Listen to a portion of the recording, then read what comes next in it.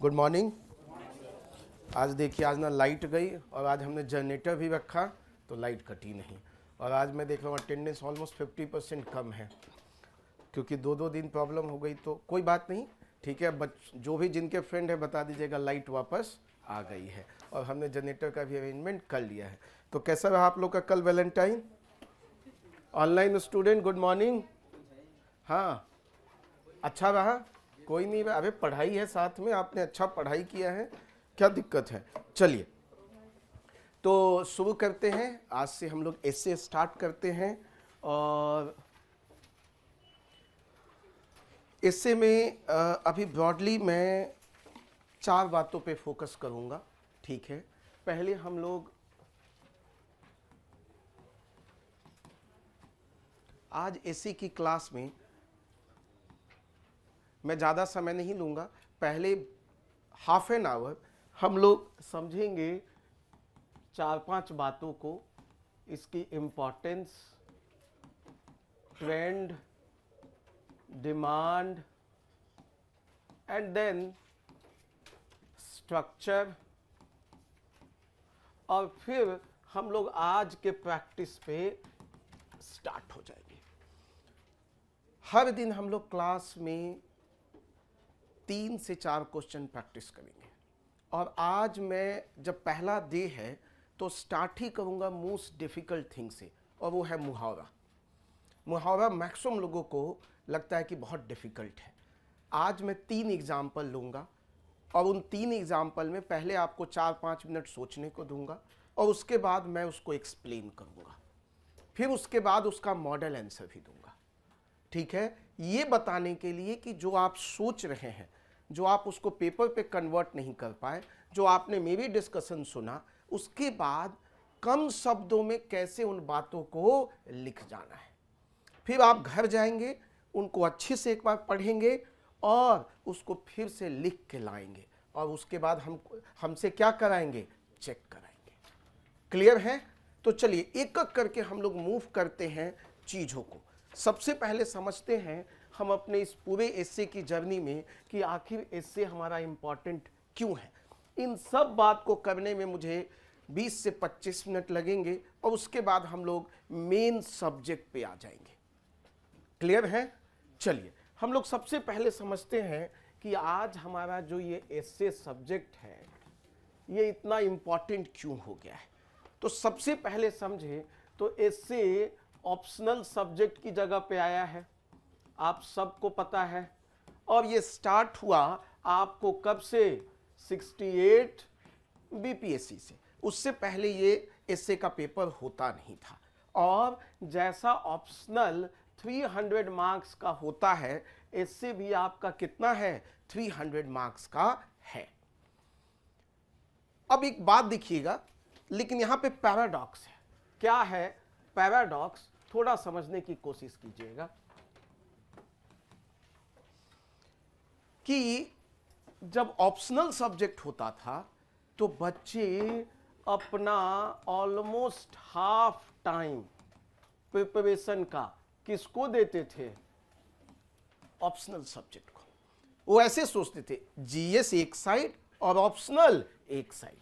जबकि GS 600 marks का होता था और ऑप्शनल 300 मार्क्स का होता था, तब भी वो आधा टाइम ऑप्शनल को देते थे और आधा टाइम जीएस को देते थे।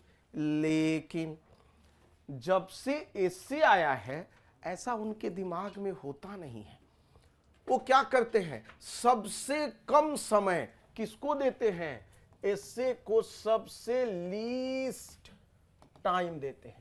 उनको लगता है बचपन में गाय पे लिखा, भैंस पे लिखा, माँ सरस्वती पे लिखा, इस पे लिखा, उस पे लिखा, हम लिख देंगे, ऐसे ही तो है, इतने देर बकवास करते रहते हैं, वहां भी कर देंगे, ऐसा उनको लगता है। जबकि मैं कहूंगा 1 मिनट मेरे को बोर्ड पे, ऑनलाइन स्टूडेंट 1 मिनट बस बोर्ड पे देखिएगा। जबकि ऑप्शनल सब्जेक्ट में जो मार्क्स थे वो 160 से लेके 180 तक आ जाए तो बहुत बड़ी बात थी। लेकिन एस्से में मार्क्स 210 तक चला जा रहा है। तो मतलब मार्क्स एसे में आ रहा है और 69 के टॉप 10 को देखें तो पाएंगे कि मार्क्स एसे की मार्क्स की वजह से ही वो टॉप 10 में है या टॉप 50 में है। इसका मतलब एसे सब्जेक्ट जितना हम लोग लाइटली ले रहे हैं उससे ज़्यादा वो डिजर्व करता है। ये बात सही है, जितना पहले ऑप्शनल को हम समय देते थे उससे बहुत कम समय हमें एसे को देना पड़ेगा, लेकिन कुछ तो समय देना पड़ेगा, कुछ तो समय देना पड़ेगा। इसीलिए my dear students, trust me, हम लोगों ने इसी क्लास में से 200 से ऊपर भी बहुत बच्चों को आया है, 209 भी आया है, इंग्लिश मीडियम में भी 160 से प्लस आया है।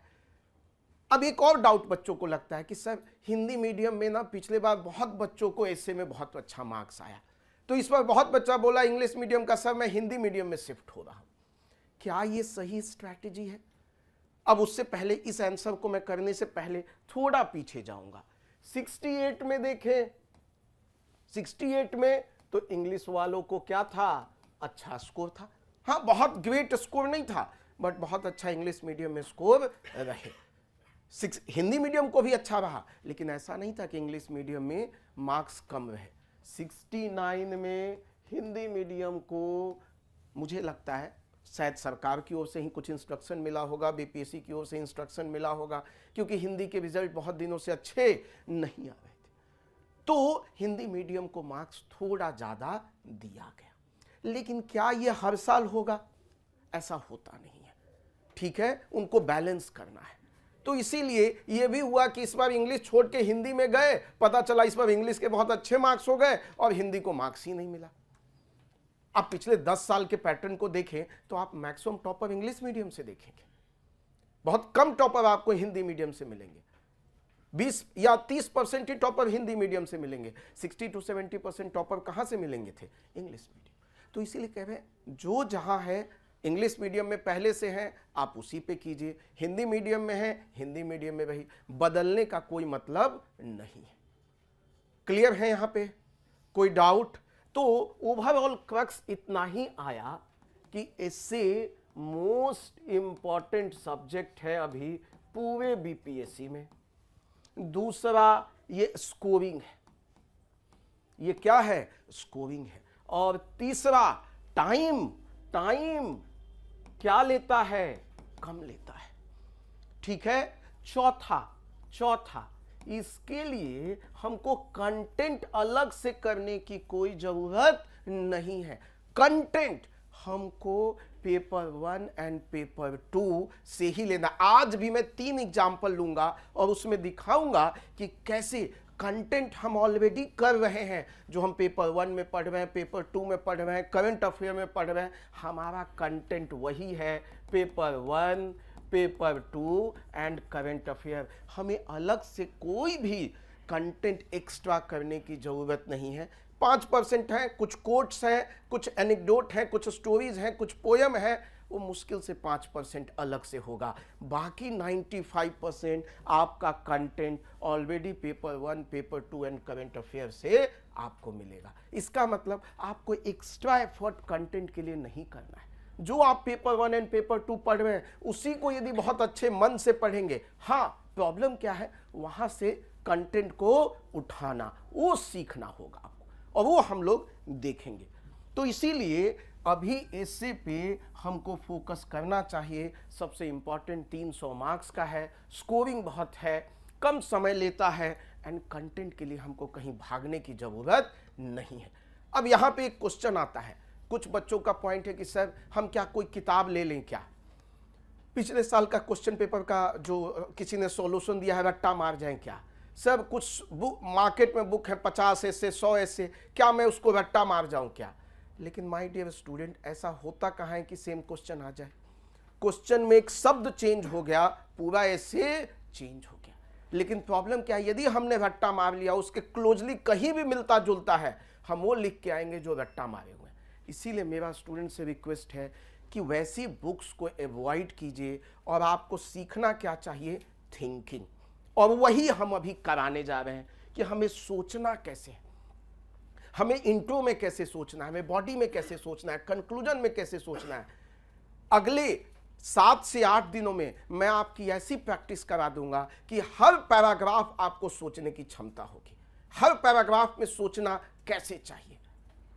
तो इसीलिए मैं ये वाला टॉपिक अभी कंप्लीट करता हूं, यह कहते हुए कि एसे सब्जेक्ट बहुत ही इंपॉर्टेंट है। आप प्लीज जल्दी बैठ जाइए, आप प्लीज इसको मन से पढ़िए और मुझे आप मात्र 20 दिन दीजिए, आप मुझे 20 दिन दीजिए। मैं कहता हूं इससे में मिनिमम हम 170 180 मिनिमम मार्क्स लेके आएंगे। 170 से 180 मिनिमम मैं कह रहा हूं, हाईएस्ट का तो कोई बात ही नहीं है कि हम 210 लाते हैं, 215 लाते हैं, लेकिन मिनिमम हर बच्चा 180 से प्लस जरूर स्कोर करेगा यदि आप मुझे अपने 20 दिन अपने जीवन के दे दें। और जितना कह रहा हूं बस उतना करते जाएं। चलिए अब हम दूसरे टॉपिक में मूव करते हैं, बट एक किसी का क्वेश्चन था, मैं उसको ले लेता हूं। हाँ बताइए प्लीज, आपका कोई क्वेश्चन था? क्या है गुड मार्क्स मतलब? अच्छा, अभी हमने बताया कि हमने देखा था हाईएस्ट 210 गया, ठीक है। गुड मार्क्स मेरे अनुसार जो एसए में लाना चाहिए, जो मैंने अभी आपको कहा कि 180 प्लस, अभी जो 69 का पैटर्न हम देखते हैं, यदि हम उसको फॉलो कर रहे हैं तो हमारा गुड मार्क्स है 180 प्लस। 180 हमको लाना है, बट 69 को हम देखें तो वहां पे 170 175 178 एक हमारे स्टूडेंट को था, ठीक है, तो हाईएस्ट था। तो इसका मतलब है यदि हम 2 साल के पैटर्न को देखें, जो कि एक 210 गया और एक 78 या 179 हाईएस्ट था, तो गुड मार्क्स 100। लेकिन मुझे लगता है आने वाले समय में इससे में मार्क्स मिलेगा, ठीक है, इससे में मार्क्स मिलेगा, तो तब भी 170 से 180 के बीच में हम लोग को अपना टारगेट रखना चाहिए, कंसीडरिंग 2 ईयर। लेकिन कंसीडरिंग दिस ईयर पैटर्न हमें लगता है हमारा टारगेट 180 प्लस होना चाहिए। क्लियर है? उसमें भी हम लोग अभी डिस्कस करेंगे हमें कहां मार्क्स ज्यादा खींचना है, ठीक है। अब आ जाइए ट्रेंड पे। ट्रेंड पे हम देखें तो मैं आपको क्वेश्चन पेपर, यदि आप देखेंगे क्वेश्चन पेपर देखेंगे तो ये क्वेश्चन पेपर 69 का है। तो यहां दोनों पेपर में क्या अंतर नजर आएगा कि 69 का पेपर और 68 का पेपर, 68 का पेपर आते हैं उन बातों पे, बट पहले हम सारा पेपर यदि जब देखते हैं तो देखिएगा ये 68 का पेपर है जो कह रहा है forest creates its own trees, literature is not only a source of knowledge, perform your obligatory duties, good art, we are not makers of history, internet has turned our world into a global village, धर्म के बिना विज्ञान नागर छै, पानी में मछ। इसका मतलब है सेम चीज हम लोग यदि 69 में देखें, 69 में देखें तो आपको लगेगा science and technology are helpful, improving the agricultural system, black money, modern communication, current status, yoga, और लास्टली में फिर मुहावरे। इसका मतलब है कि हम लोग को क्या देखने को मिला कि हमें 3 तरीके का क्वेश्चन आ रहा है। कितने तरीके के क्वेश्चन आ रहे हैं? 3 तरीके के। एक डायरेक्ट क्वेश्चन, मींस डायरेक्ट एसे है, बैठ जाइए प्लीज। दूसरा कैसा एसे है? फिलोसफिकल एसे है। और तीसरा मुहावरा है। अब यहां देखिएगा, डायरेक्ट क्वेश्चन, इंटरनेट कैसे वो एक ग्लोबल विलेज बना दिया है, कैसे साइंस एंड टेक्नोलॉजी मिस्ट्रीज को सॉल्व करता है, सीधा क्वेश्चन है। फिलोसफिकल क्वेश्चन में आपने देखा forest creates its own trees, आपने देखा we are not makers of history, ठीक है, और मुहावरा में देखिएगा तो अभी नजर आ रहा था, मूस मोटई है तो लोढ़ा हुई है, ना हाथी ना घोड़ा। अब इसका मतलब 3 तरीके का क्वेश्चन है, ठीक है, और यही 3 तरह के क्वेश्चन दोनों साल में घूमते रहे। हमें क्या दिख रहा है, क्या हुआ, ठीक है जल्दी कीजिए। हमने क्या देखा, अभी क्लास में डिस्टर्ब कीजिए प्लीज। हमने क्या देखा, 69 में डायरेक्ट क्वेश्चन ज्यादा था, इसीलिए मार्क्स क्या हो गया, अपर साइड चला गया। मैक्सिमम क्वेश्चन आपको क्या दिखेगा, डायरेक्ट डायरेक्ट डायरेक्ट। अभी देख ही लीजिए डायरेक्ट क्वेश्चन है, देखिए ये 69 का science and technology are helpful in understanding the mysteries of improving the agricultural system can support black money economy is the main cause the modern communication revolution has revolutionised current status of women empowerment, need and importance of yoga, advantage and disadvantage of new education policy, impact of climate change. Maximum question क्या है, direct. इसीलिए 69 में marks क्या हो गया, ऊपर चला गया। एक भी फिलोसफिकल क्वेश्चन आपने देखा, एक भी फिलोसफिकल क्वेश्चन नहीं। इसका मतलब 69 का पेपर ही आसान था, ठीक है। आप वहीं आए मुहावरा, तो मुहावरा भी देखिए, बिन समाज के बोली हो सकेला का, धोबिया कुकुर न घर के न घाट के, आगू नात न पाछू पघा, अनेर धुनेर के राम रख। ये भी बाबा कोई डिफिकल्ट नहीं था, कुछ नहीं तो ये वाला ऐसे तो सबको आता था, धोबी का कुत्ता न घर का न घाट का, ये तो मीनिंग सबको पता था। ये वाला तो मीनिंग सबको पता था कि भाई समाज के विदाउट बोली नहीं हो सकती, बोली के विदाउट समाज नहीं हो सकता। तो इसका मतलब कि मुहावरा भी 69 में आसान था, इसीलिए स्कोर कहां चला गया, हाई। लेकिन मुझे लगता है जैसे 68 में डिफिकल्ट था पेपर, अभी फिर दिखाऊंगा आपको, 69 में आसान था, 70th में भी हमको लगता है कि थोड़ा मॉडरेट डिफिकल्ट लेवल की ओर जाएगा। इसलिए भी क्योंकि पीटी में भी ये धब्बा दाग लग चुका है बीपीएससी को कि क्वेश्चन बड़ा आसान था। ऐसे डेटा तो ये बताते हैं कि आसान होते हुए भी आसान नहीं था, बीपीएससी के इतिहास का सबसे कम कट ऑफ चला गया। तो ये दाग धब्बा धोने के लिए मुझे लगता है कि क्वेश्चन एकदम स्टैंडर्ड होगा, यूपीएससी लेवल का होगा, जैसा 68 में था। 68 का पेपर एक बार दोबारा देख लेते हैं ताकि एकदम क्रिस्टल क्लैरिटी होगा कि क्वेश्चन किस तरह के होते थे 68 में। अब देखिए ये आसान क्वेश्चन नहीं है। Forest creates its own trees, it does not wait for the people to throw seeds. आसान क्वेश्चन नहीं है, ठीक है। Literature is not only a source of knowledge but also a form of moral and social activity. UPSC के level का question है। फिर देखिए, perform your obligatory duty because action is indeed better than inaction. Good art should eliminate our experience or reveal. बड़ा difficult question है, चारों question मुश्किल था, लिखना आसान नहीं था। अब इससे भी बचे तो दूसरा में भी सेम कहानी था, we are not makers of history, we are made by history. अब एक आसान क्वेश्चन मिल गया, internet has turned our world into a global. ये मैक्सिमम बच्चों ने लिखा होगा इसमें, क्योंकि ये क्या है, सीधा इंटरनेट साइंस एंड टेक पढ़ा होगा, उसको पूरा यूज कर दिया होगा।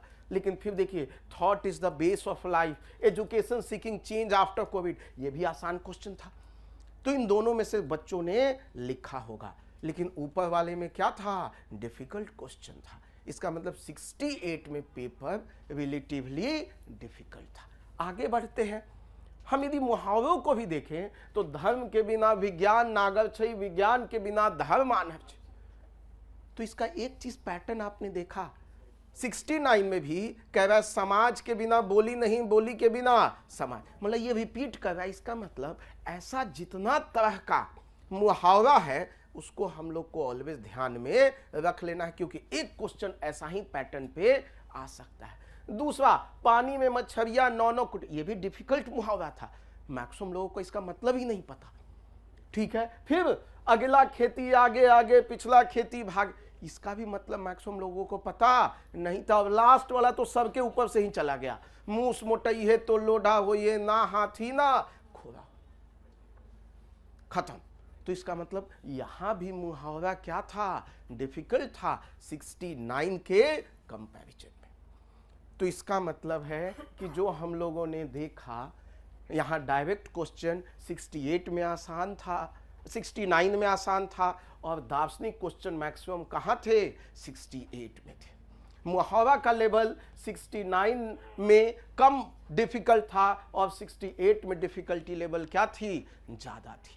तो इसका मतलब अब हमारा हर एसे कैसा होना चाहिए, हम लोग जब भी कुछ पढ़ें तो हमको इसी 3 टर्म में पढ़ना होगा। अब यहाँ पे एक और बात क्लियर हुई कि जो डायरेक्ट क्वेश्चन है उसके लिए तो मुझे कुछ करने की ज़रूरत नहीं है। क्यों? क्योंकि मैं जीएस पेपर 1, 2 पढ़ रहा हूँ, तो वहाँ से सीधा कोई क्वेश्चन आ गया, या तो पॉलिटी से रिलेटेड होगा तो पॉलिटी का कंटेंट आ जाएगा, इकोनॉमी से रिलेटेड रहा तो इकोनॉमी का कंटेंट आ जाएगा, यदि साइंस एंड टेक से है तो साइंस एंड टेक, या तीनों को मिला के हम आंसर लिख देंगे। हमारा सारा कंसर्न कहाँ है, फिलोसफिकल एंड मुहावरा। मैं आपको एक बात बता देना चाहता हूँ, फिलोसफिकल और मुहावरा का भी जो क्वेश्चन है ना, वो भी डायरेक्ट ही क्वेश्चन है। बस डिफरेंस किस चीज का है, डिफरेंस बस एक स्टेप का है। फिलोसफिकल क्वेश्चन में हमसे क्या करवाता है, तो हमसे पहले वो मीनिंग जानवाना चाहता है, ये जानना चाहता है कि पहले आपको मीनिंग पता है क्या, और यदि मीनिंग पता हो गया तो अंत में भी वो भी क्या क्वेश्चन बन जाता है, डायरेक्ट क्वेश्चन ही बन जाता है। जैसे कहता है, ये जो क्वेश्चन था हमारा पहला question, forest creates its own trees, it does not wait for other people to throw the seeds. पहले तो इसका मीनिंग समझना है कि भाई जैसे हम जंगल में देखते हैं, एक पेड़ लगता है, पेड़ पे फल लगता है, फल में क्या होता है, बीज होता है, वो बीज नीचे गिरता है, अलग अलग माध्यम होते हैं, हवा, पानी, ठीक है, पेड़ पौधे, जानवर, वो अलग अलग क्या करते हैं, बीज को अलग अलग जगह ले जाते हैं। एंड फॉरेस्ट के ही इकोसिस्टम से, वातावरण से क्या होता है, एक नया पेड़ बन जाता है। ये नहीं कि कोई बाहर से फेंकता है तब जाके वो बनता है। इसका मतलब ये ओवरऑल किसकी बात कर रहा है, ये किसकी बात कर रहा है, सेल्फ रिलायंस की। ये किसकी बात कर रहा है, आत्मनिर्भर की। न्यूज में भी रहा है आत्मनिर्भर, आत्मनिर्भर भारत। इसका मतलब क्वेश्चन अब हमारा कहां शिफ्ट कर गया, आत्मनिर्भरता या सेल्फ रिलायंस। डायरेक्ट क्वेश्चन हो गया, हो तो गया डायरेक्ट क्वेश्चन। बस हमारा प्रॉब्लम कहां था, हमको मीनिंग समझना था। और एक बार मीनिंग समझ गए तो क्वेश्चन मेरा कैसा बन गया, एकदम डायरेक्ट क्वेश्चन। तो बस एक स्टेप का डिफरेंस है, और वो स्टेप क्या है, मीनिंग। सेम चीज मुहावरा में ही देख लीजिए। मुहावरा में क्या कह रहा है कि धोबी का कुत्ता ना घर का ना घाट का। इसका मतलब है कि जो दो अपोजिट एंड पे अपनी लॉयल्टी रखता है वो कहीं का नहीं होता है। इसका मतलब लॉयल्टी कहाँ रखनी है, एक जगह पे। जो दो नाव पे सवार होता है वो कहीं का नहीं होता है। इसका मतलब हमको एक काम पे फोकस करना चाहिए, एक गोल लेना चाहिए, और उसी को क्या करना चाहिए, सक्सेसफुल। तो हमारा क्वेश्चन फिर कहाँ शिफ्ट हो गया, वन गोल वन लॉयल्टी। तो कहने की मतलब ये है कि ये दोनों जो क्वेश्चन हम बार बार कहते हैं कि सर ये डिफिकल्ट है, डिफिकल्ट लिखने में नहीं है, डिफिकल्ट किस चीज में है, समझ। एक बार समझ में आ गया तो क्वेश्चन सबसे आसान क्वेश्चन। खाली प्रॉब्लम किस चीज में है, जैसे एक बड़ा अच्छा सा क्वेश्चन है, एक बड़ा अच्छा सा क्वेश्चन है कि गांधी जी का कोट है, क्या कहता है, छत की मरम्मत तब करो जब धूप खिली हुई हो। Means you build the roof top when the sun is shining. अब इसका मतलब क्या है, इसका मतलब है कि भाई तुम्हारा यदि घर टूटा हुआ है तो बारिश जब आएगी तब मत बनाने जाओ, क्योंकि तुम घर तब बना ही नहीं पाओगे। घर तब बनाओ जब समर सीजन हो, मौसम खुला हुआ हो, तब तुम बनाओगे तो तुमको उसको बनाने में दिक्कत नहीं आएगी। इसका मतलब वो कहना क्या चाहता है, वो कहना चाहता है पहले से क्या करो, प्रिपेयर हो, पहले से प्लान करो।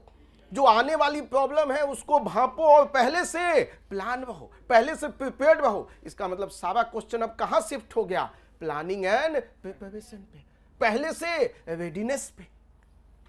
तो एक ही स्टेप का डिफरेंस बना। मीनिंग समझ गए तो हम आसान से कहां पहुंच गए, डायरेक्ट क्वेश्चन पे। आपको क्लियर है मेरी बात? इसीलिए आज से ये बोलना हमको बंद करना है कि सर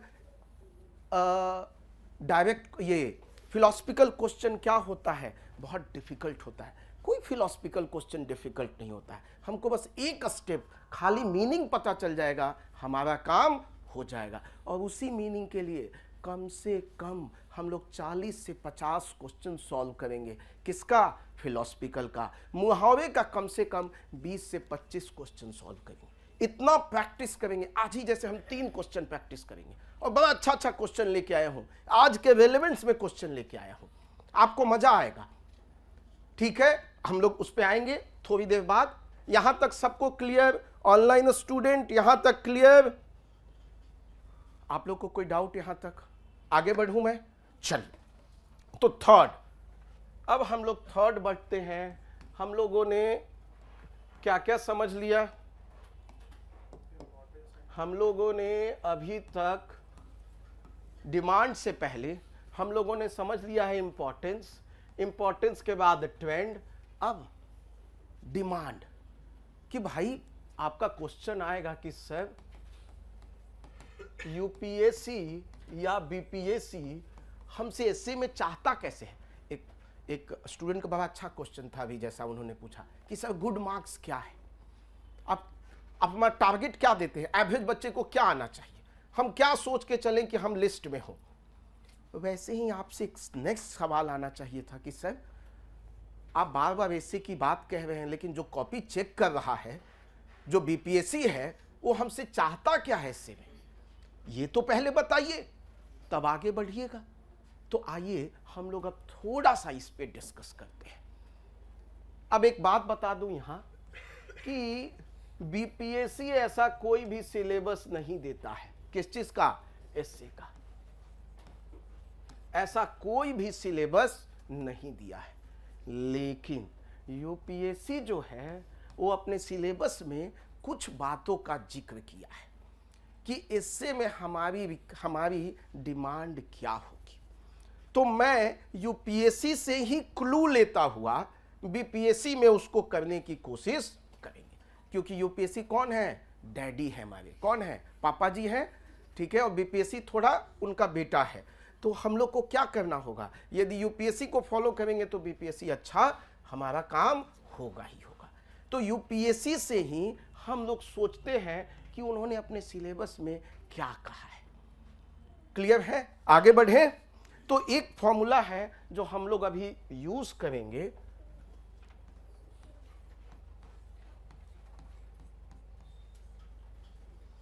CAOCE²। देखते हैं थोड़ा सा क्या कह रहा है।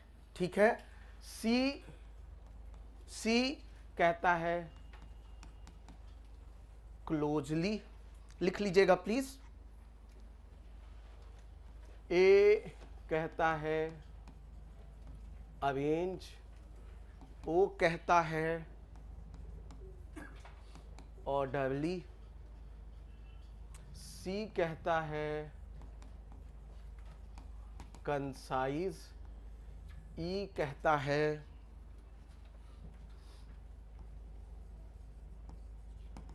इफेक्टिव, और दूसरा ई कहता है एग्जैक्ट। तो इसका मतलब है यूपीएससी ने हमें 6 शब्दों में पूरा एसे एक्सप्लेन कर दिया। क्या क्या? ये क्या है? ये है डिमांड ऑफ एसे। अब देखिएगा कितने चालाकी से यूपीएससी ने अपनी सारी बातों को इस 6 शब्दों के माध्यम से रख दिया है। थोड़ा देखिएगा तो कहता है वो 6 शब्द हैं जो आपको पता होना चाहिए, और यही उसका क्या बताता है? डिमांड। ध्यान होगा आपको जीएस का, जब हम पहला क्लास लिए थे तो हमने एक ही बात पे जोर दिया, आपको जब भी क्वेश्चन पढ़े पहला क्या पॉइंट नजर आना चाहिए? Demand of the question, demand of the question. वैसे ही जब मैं एसे लिखने जा रहा हूं तो हमको पता होना चाहिए डिमांड ऑफ द एसे क्या है। तो पहला कहता है क्लोजली, इसका मतलब वो कहता है वो कहता है कि आप जब भी लिखो सब्जेक्ट, सेंट्रल थीम, आप अपना ऐसे इसी के अराउंड लिखेंगे। कह रहा है इससे आपको डाइवर्ट नहीं होना है, इससे आपको डाइवर्ट नहीं होना है। होता क्या है कि आप ऐसे लिखने बैठते हैं, पहला पैराग्राफ ठीक लिखे, उसके बाद ऐसे आप अपने से बना लिए और क्वेश्चन कहीं और चला गया। क्वेश्चन कह रहा है कुछ और। मैं खासकर बच्चों को देखता हूं, कुछ कहानियां बनाई हुई उन्होंने दिमाग में, कुछ कोट रटा हुआ है। बोला यार कोट रटे थे, मास्टर कहा था कि जहां भी कोट मिले वहां डाल देना। अभी मेरे को कोई स्टूडेंट मिला, हमको ऐसे दिखाया, तो हमने कहा ये आपने कोट क्यों लिखा है? बोला सर बोले थे कोट जहां भी पढ़े हो डाल देना कोट। लेकिन कोट और जो क्वेश्चन का रेलेवेंस है वो होना चाहिए ना। बोला सर वो नहीं पता, कोट रटे थे तो डालेंगे ही, कहानी रटे हैं तो अब पक्का डालूंगा ही, चाहे वो क्वेश्चन से मिलता हो या ना। ऐसा एकदम नहीं करना है। कुछ बच्चों को यह भी गलतफहमी है कि जब तक कोट, कहानी, कविता नहीं लिखेंगे ना हमको मार्क्स नहीं देगा। मैं आपको बता रहा हूं यूपीएससी का मैं one of the highest score रहा हूं, 152 स्कोर किया। मैंने ऐसी कोई चीज यूज नहीं की। सामने वाले को कहानी समझ में आनी चाहिए, क्वेश्चन जो पूछा है लिखा है सही से कि नहीं। लिखते हैं तो बहुत अच्छी बात है, नहीं लिखते, भगवान के पास पहुंचने का एक ही रास्ता। नहीं आपने कुंभ में देख लिया होगा, कोई कांटों के पत्थर पे सो के चल रहा है, कोई लुढ़क लुढ़क के पहुंच रहा है, कोई कैसे पहुंच रहा है भगवान जाने। मेरी पोस्टिंग संग्रामपुर में थी और संग्रामपुर से ही होते देवघर का रास्ता जाता है, और कोविड के बाद सबसे ज़्यादा भीड़ हुई और वहाँ बहुत पतला रास्ता है। वहाँ पे मैंने देखा कि लोग मतलब सो के जा रहे हैं, कुछ लुढ़क लुढ़क के जा रहे हैं, मतलब ऐसे हजार तरीके से पहुंचने की कोशिश। कोई 14 घंटे में पहुंचने की कोशिश कर रहा है, कोई 1 महीने में पहुंचने की कोशिश कर रहा है, कोई 1 साल में पहुंच। तो भगवान तक पहुंचने का एक ही रास्ता नहीं है, अलग अलग सब माध्यम हो सकते हैं। तो प्लीज उन बातों पे ज्यादा फोकस ना करें, और करना भी है तो हम आपको सेकंड फेज या थर्ड फेज में उन बातों को लेके आएंगे। पहले फेज में रुकिए, थोड़ा ABCD सीखते हैं पहले। तो पहला बात ये क्या समझाता है हमको कि हमारा जो भी एसे का सब्जेक्ट हो हम उसी के इन एंड अराउंड, उसी के अराउंड लिखें, ना कि हम सब्जेक्ट से क्या कर जाए, डाइवर्ट हो जाए। हम कोई भी एग्जाम्पल, कोट, पोयम, स्टोरी लिख रहे हैं, सब इस सब्जेक्ट से ही कनेक्टेड होना चाहिए, सब ये सब्जेक्ट के बारे में ही बात करना चाहिए। ये नहीं कि सब्जेक्ट कुछ है और ये थीम, कोट कुछ और कह रहा है, ऐसा नहीं होना चाहिए। दूसरा, इसका मतलब इंपॉर्टेंस ऑफ किस चीज की बात कर रहा है, इंपॉर्टेंस ऑफ कंटेंट की बात कर रहा है कि कंटेंट कैसा होना चाहिए, तो सब्जेक्ट के अनुसार, क्वेश्चन के अनुसार। अब आ जाइए, ये 2 बातें, अरेंज एंड ऑर्डरली, ये 2 बातें किस चीज के बारे में कहता है, ये स्ट्रक्चर के बारे में हमको समझाता है। क्या कहता है अरेंज, तो ये कहता है, ये लिखता है उसमें लाइन कि ऐसे लिखने से पहले तुम क्या करो, ब्रेनस्टॉर्म करो। ऐसे लिखने से पहले अपने आइडियाज को क्या करो, ब्रेनस्टॉर्म करो, सो दैट तुम उसको अरेंज कर सको। कहां से कहां, इंट्रो से लेकर कंक्लूजन तक। तो पहले कोई भी ऐसे लिखने से पहले आपको क्या करना है, उसको ब्रेनस्टॉर्म करना है, सोचना है, उसका ब्लूप्रिंट बनाना है। और वो ब्लूप्रिंट से आपको पता चलेगा कि इंट्रो में क्या लिखना है, मेन बॉडी में क्या लिखना है, कंक्लूजन में क्या लिखना है। क्लियर है? इसका मतलब ये आपको किस चीज की बात कर रहा है, अरेंज करने की, मतलब एक स्ट्रक्चर की बात कर रहा है। और दूसरा, इसी में ऑर्डरली फैशन। तो कहता है ठीक है, आपने इंट्रो के मान ले 2-3 पैराग्राफ लिखे, बॉडी के 8-9 पैराग्राफ लिखे, कंक्लूजन में 2-3 पैराग्राफ लिखे। तो कहता है ये जो पैराग्राफ आप खेल रहे हैं, उस पैराग्राफ भी एक पैराग्राफ से क्या होना चाहिए, कनेक्ट होना चाहिए। इसका मतलब जो पैराग्राफ भी है उसका सीक्वेंस क्या होना चाहिए, मतलब कनेक्ट होना चाहिए। ये नहीं कि एक पैराग्राफ कुछ कहा और दूसरा पैराग्राफ कुछ और बात कह रहा है। पिछला पैराग्राफ, अगला पैराग्राफ पिछले पैराग्राफ से क्या होगा, कनेक्ट होगा। और इसीलिए हम आगे आपको पढ़ाएंगे, यूज ऑफ कनेक्टर सीखेंगे हम लोग कि कैसे एक पैराग्राफ को दूसरे पैराग्राफ से कनेक्ट करना है। और सारे पैराग्राफ किसकी बात करनी चाहिए, सारे पैराग्राफ किसकी बात करेंगे, सेंट्रल थीम, सब्जेक्ट। ये नहीं कि एक पैराग्राफ कुछ और बात कर रहा होगा, सब किसकी बात कर रहा होगा, सब्जेक्ट की, सेंट्रल थीम की। क्लियर है यहां, कोई दिक्कत? चलिए आगे बढ़ते हैं। अब हमारे पास शब्द बच गए 3, मैं नेक्स्ट पेज पे ले लेता हूं। चौथा हमारा शब्द था कंसाइज। अब ये देखिए किसकी बात करता है, प्रिसीजन। मैं हिंदी में एक लाइन लिख रहा हूं, सीधी बात नो बकवास। सीधी बात नो बकवास मतलब टू दी पॉइंट हमसे बात करो। ये नहीं कि लंबा चौड़ा कहानी लिखने। अभी मैं आज सुबह ही किसी की कॉपी चेक कर रहा था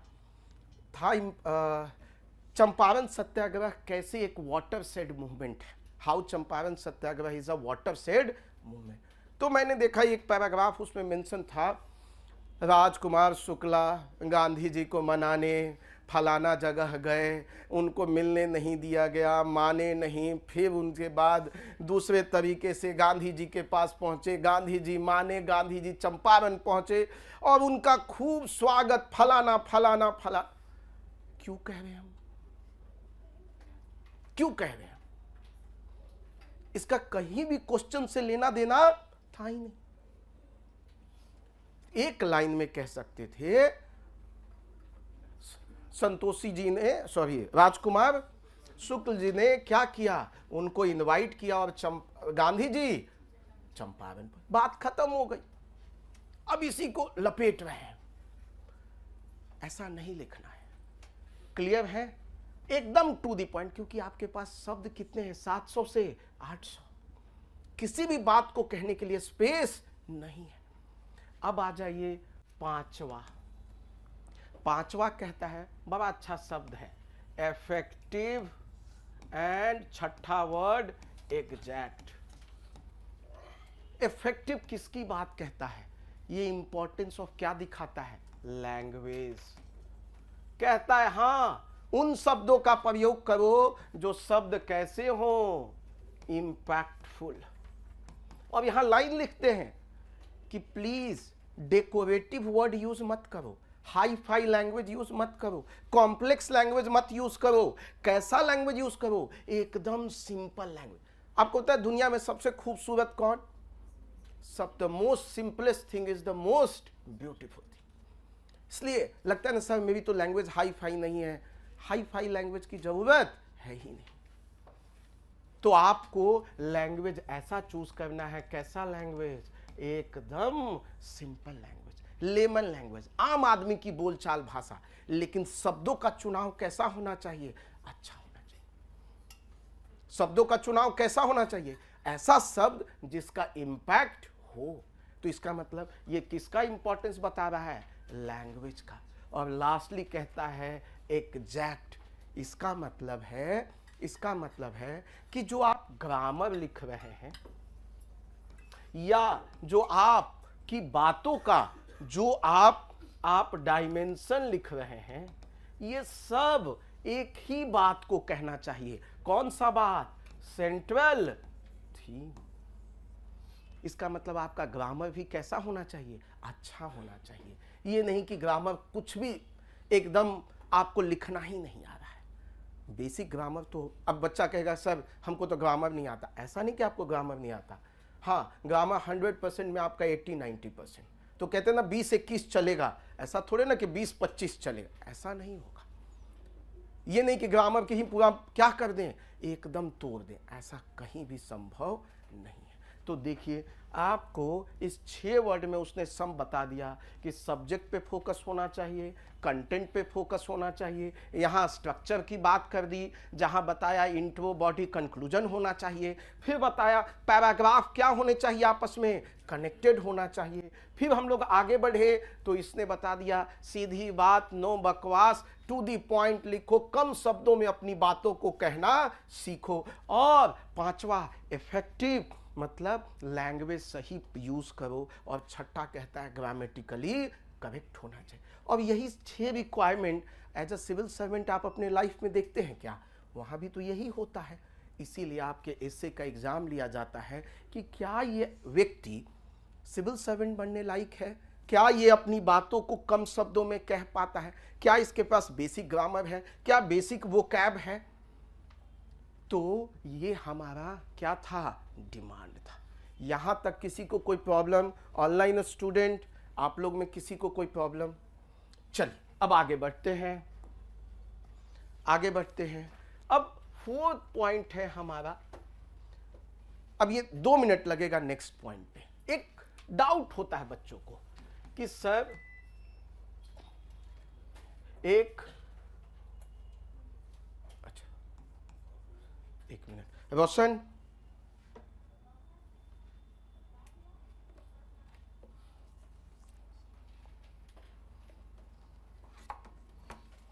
ऑनलाइन स्टूडेंट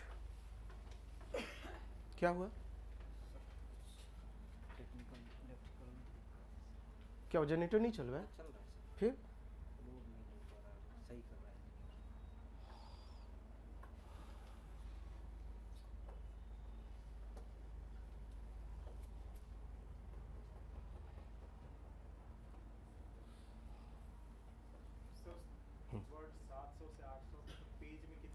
आएंगे, सब पे आएंगे। हम तो उस पर इतनी बार आएंगे कि आप इरिटेट हो जाएंगे हमसे। ठीक है, आप रुकिए 10 मिनट। आपके कितनी बार बोलते हैं सर, आपका मुंह भी नहीं थकता है। ठीक है, वो आपके ब्लड में मैं डाल दूंगा, आप चिंता ना करें उस पर।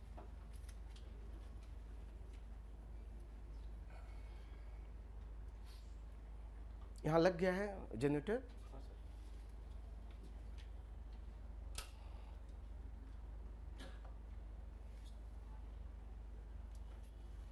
वो मिस्त्री आया हुआ है?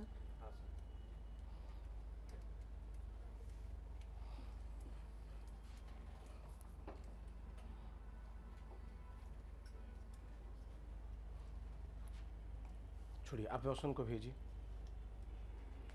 यहाँ चलाइए। हाँ आशीष अब आ रहा है क्या? रोहित,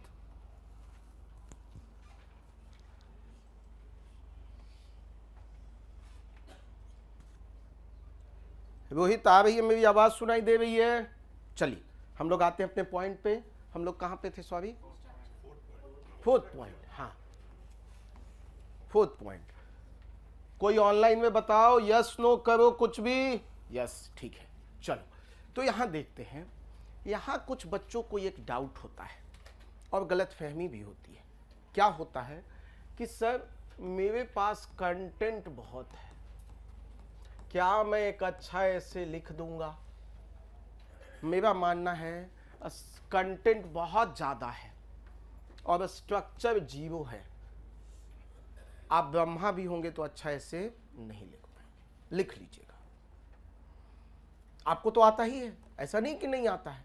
आप एक ऐसे लिखिए, इससे आप क्या होगा, हैप्पीजेड मैनर में लिखेंगे। कहीं कुछ एक थॉट, फिर एक थॉट, फिर एक थॉट, पता ही नहीं चल रहा। आप लोग को एक ही बात पता है कि एंशिएंट हिस्ट्री से लिखना है और मॉडर्न हिस्ट्री पे आके खत्म करना है। हर चीज में हम देखते हैं वही डाल दे रहा है सब। एंशिएंट हिस्ट्री से किसने बताया भाई? सब यूट्यूब पे देखे थे एक जगह, वो एंशिएंट एक टॉपर का कॉपी। अबे वो क्वेश्चन वैसा डिमांड कर रहा होगा, लेकिन ये कहा कि हर में एंशिएंट से चलो और मॉडर्न तक पहुंच जाओ। तो मैं ये बात कहने की कोशिश कर रहा हूं। अब उल्टा लेते हैं, स्ट्रक्चर आपके पास पूरा है और कंटेंट ना के बराबर है या कंटेंट एवरेज है।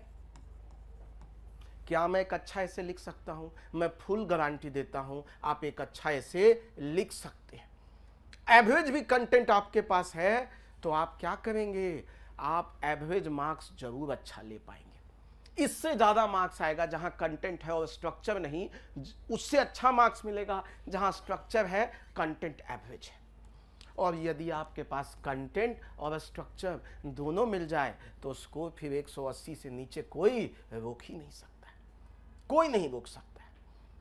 और ये आपका ऑलरेडी हर दिन बन रहा है। आप सब अभी जीएस पेपर 1 और 2 पढ़ रहे हैं, इसका मतलब कंटेंट हर दिन बिल्ड हो रहा है। मतलब कंटेंट के लिए आपको सोचना ही नहीं है, हर दिन जो पढ़ रहे हैं, लिख रहे हैं, सुन रहे हैं, रील देख रहे हैं, वो सब काम आएगा। कहाँ? ऐसे में हमको काम किस पे करना है? स्ट्रक्चर। तो पहला 4-5 दिन मेरा सबसे ज्यादा फोकस किस पे होगा? स्ट्रक्चर। आपको हम चलना सिखाएंगे, इसमें हम बताएंगे इंट्रो कैसे लिखना है, बॉडी कैसे लिखना है, कंक्लूजन कैसे लिखना है, कितना लिखना है, कितने पैराग्राफ लिखने हैं, कितने वर्ड लिखना है, यहां तक मैं डिफाइन कर दूंगा। और 6-7 दिन बाद हमारा फोकस फिर शिफ्ट हो जाएगा कहां? कंटेंट पे। लेकिन पहला 6-7 दिन हमारा फोकस किस पे होगा? Structure, structure, structure. और मेरा आपसे बड़ा हाथ जोड़ के विनती है कि प्लीज या तो मुझे फॉलो करें या तो मुझे एकदम फॉलो मत करें। बीच बीच वाली कहानी ना नहीं हो सकती। यदि कुछ सीखना है तो आपको जीरो से ही मेरे साथ जुड़ना होगा। कुछ फलाना मास्टर का, कुछ इस मास्टर का, दोनों में से कुछ नहीं सीख पाएंगे। तो अगला 6 दिन हम जो कहें प्लीज उसको फॉलो कीजिए, रिजल्ट आएगा। क्लियर है? और हमारी क्लास तो डेली है, तो हम डेली अगला सैटरडे तक देखेंगे कि हम बहुत कुछ क्या कर चुके हैं, सीख चुके हैं। तो आइए मूव करते हैं last part of the discussion, और इसके बाद हम लोग प्रैक्टिस पे आ जाएंगे। तो हमारे पास अभी समय, हम लोगों ने 12:40 हुआ है, अभी हमारे पास 1.25 घंटा है। ठीक है, 10 मिनट में और यहां लूंगा और उसके बाद सीधा हम लोग आज ही के दिन प्रैक्टिस पे चालू हो जाएंगे। अगेन 2 बातें हैं क्लास में। मैं वो टीचर नहीं हूं कि मैं भाषण देता रहूंगा, आप लोग लिखते रहेंगे। हम दोनों मिल के काम करेंगे। हम अभी इसके बाद एक क्वेश्चन देंगे, आप 4 मिनट सोचेंगे उसमें। आपका दिमाग कुछ सोचेगा, नहीं सोचेगा तो थकेगा, फ्रस्ट्रेशन होगा, और उसके बाद हम उसका डिस्कशन करेंगे। तो आपको समझ में आएगा कि मैं क्या नहीं सोच पाया, और उसके बाद आपको मैं उसका मॉडल आंसर दूंगा जाते वक्त। फिर सेकंड क्वेश्चन दूंगा, फिर हम समझाएंगे, फिर तीसरा क्वेश्चन देंगे, समझाएंगे, एक क्वेश्चन होमवर्क दे देंगे। क्लियर है? आइए हम लोग 5वां टॉपिक पे मूव करते हैं, और 5वां टॉपिक है आज का कि स्ट्रक्चर। स्ट्रक्चर क्या होना चाहिए? यहां से अब लिखते चले जाइएगा प्लीज। ठीक है, अब आप लोग बिग बॉय हो गए हैं, अब वैलेंटाइन भी मना लेते हैं आप लोग। पहले पता भी नहीं होता था, अब वैलेंटाइन मना के आए हैं, आप लोग जोश में हैं, तो अब बोलने की जरूरत नहीं है। जैसे वैलेंटाइन में पिताजी से पैसा नहीं मांगते होंगे, मान ले जाना भी है कहीं तो क्या कहेंगे? किताब लेना है। 5-6 दिन पहले से माहौल बनाएंगे, एस्से का आ रहा है, एस्से में बहुत पैसा लगता है पापा जी, 300 मार्क्स का है। अब वो पैसा कहाँ जा रहा है भगवान जाने। ठीक है, लेकिन ये बात मुझे पता है, मम्मी पापा से आप ये कभी नहीं कहेंगे कि हम कुछ गिफ्ट के लिए हमको पैसा चाहिए। क्यों? क्योंकि आप सब big boy and big girl हो गए हैं, तो आप बातों को, कॉन्टेक्स्ट को समझने लगे हैं कि ये सोसाइटी हमको जिंदा रहने नहीं देगी, हमको ये सब काम चोरी छुपे ही करना होगा। क्लियर है? ये बात तो सबको पता चल चुका है अभी तक। ठीक है, कि ये सोसाइटी कहती है सत्य और अहिंसा, सत्य की बात, लेकिन माँ बाप सत्य बोल दें तो उसी दिन क्या कर देंगे? घर से बाहर निकलना ही बंद कर देंगे, हमारा कल से पॉकेट मनी बंद कर देंगे। तो आइए हम लोग स्ट्रक्चर पे सीखते हैं। स्ट्रक्चर में 3 महत्वपूर्ण शब्द हैं, और एक एक करके हम लोग फोकस। अभी हम लोगों ने पढ़ा था CA तो closely to subject, A arrange करना, और दूसरा था ऑर्डरली। तो अभी हम 2 बातों पे फोकस करेंगे, एक अरेंज करना और दूसरा ऑर्डरली। ये थोड़ा लेट हम बात करेंगे। तो अभी मेरा फोकस होगा किस पे? कि हम अपने आइडिया को अरेंज ही कैसे करते हैं, इसको थोड़ा सोचते हैं। ठीक है, अरेंज। तो हमारा सबसे पहला उसमें शब्द आता है इंट्रोडक्शन, दूसरा शब्द आता है बॉडी, और तीसरा शब्द आता है कंक्लूजन। अब यहां से थोड़ा देखिए, हमारा एस्से एग्जामिनेशन में लिखा होता है कि एस्से कितने वर्ड का होगा? 700 से 800 वर्ड का। ठीक है, 700 से 800।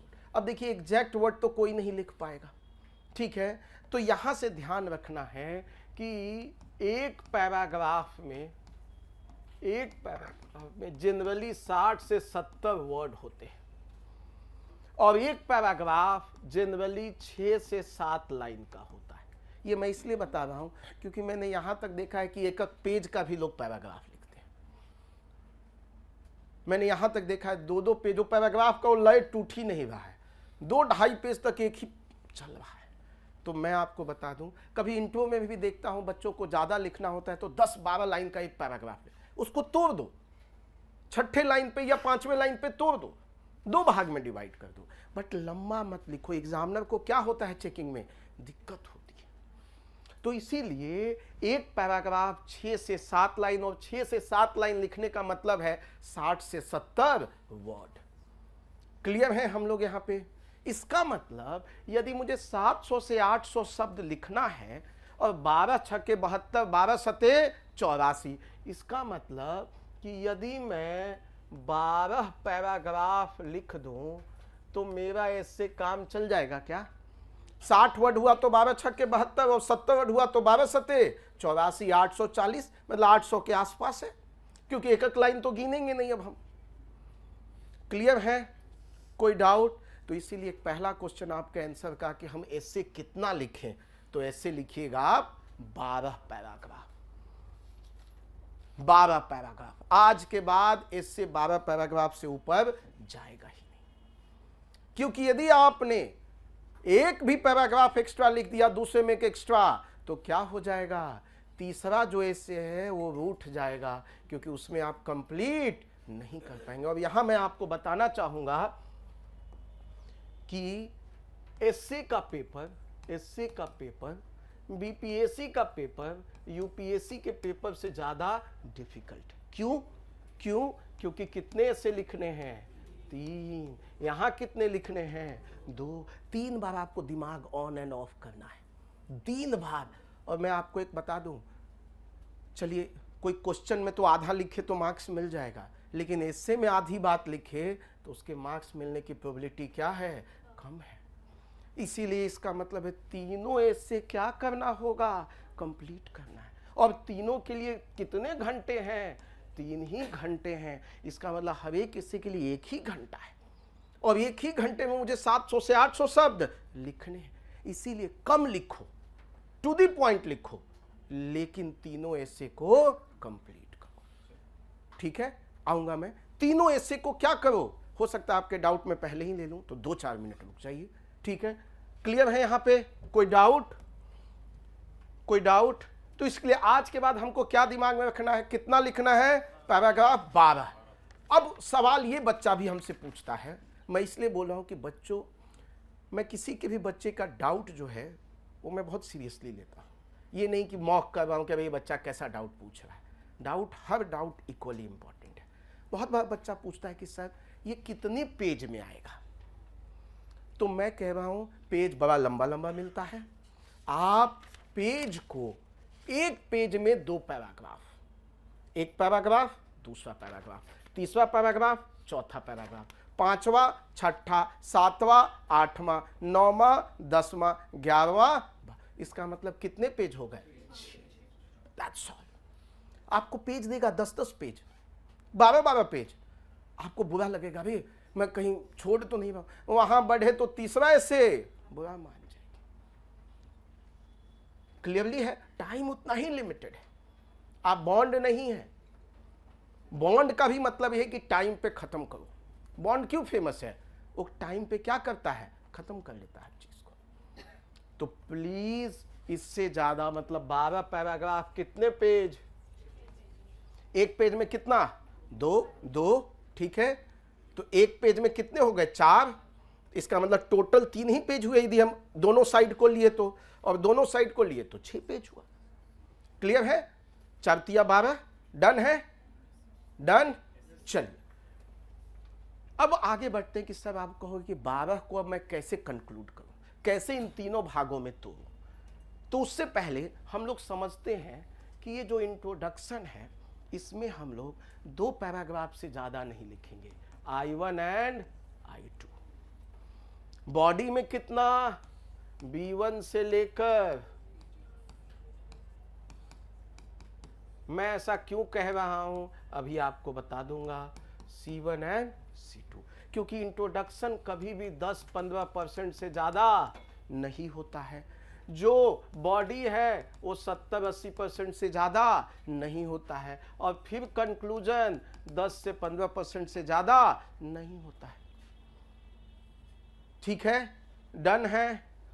तो हम यही मान के फॉर्मूला, जीएस में भी यही फॉर्मूला चलता है, पूरी दुनिया में यही फॉर्मूला चलता है। इंट्रोडक्शन 10 से 15%, कंक्लूजन 10 से 15%, बॉडी 70 से 80%। क्लियर है? कोई डाउट यहां? अब ये क्लियर हो गया तो अभी आपको डाउट मिल गया कि इंट्रो में कितना, बॉडी में कितना, कंक्लूजन में कितना। अब हम लोग समझते हैं कि सर जब मैं इंट्रो लिखता हूं तो मैं आता हूं इंट्रोडक्शन पे।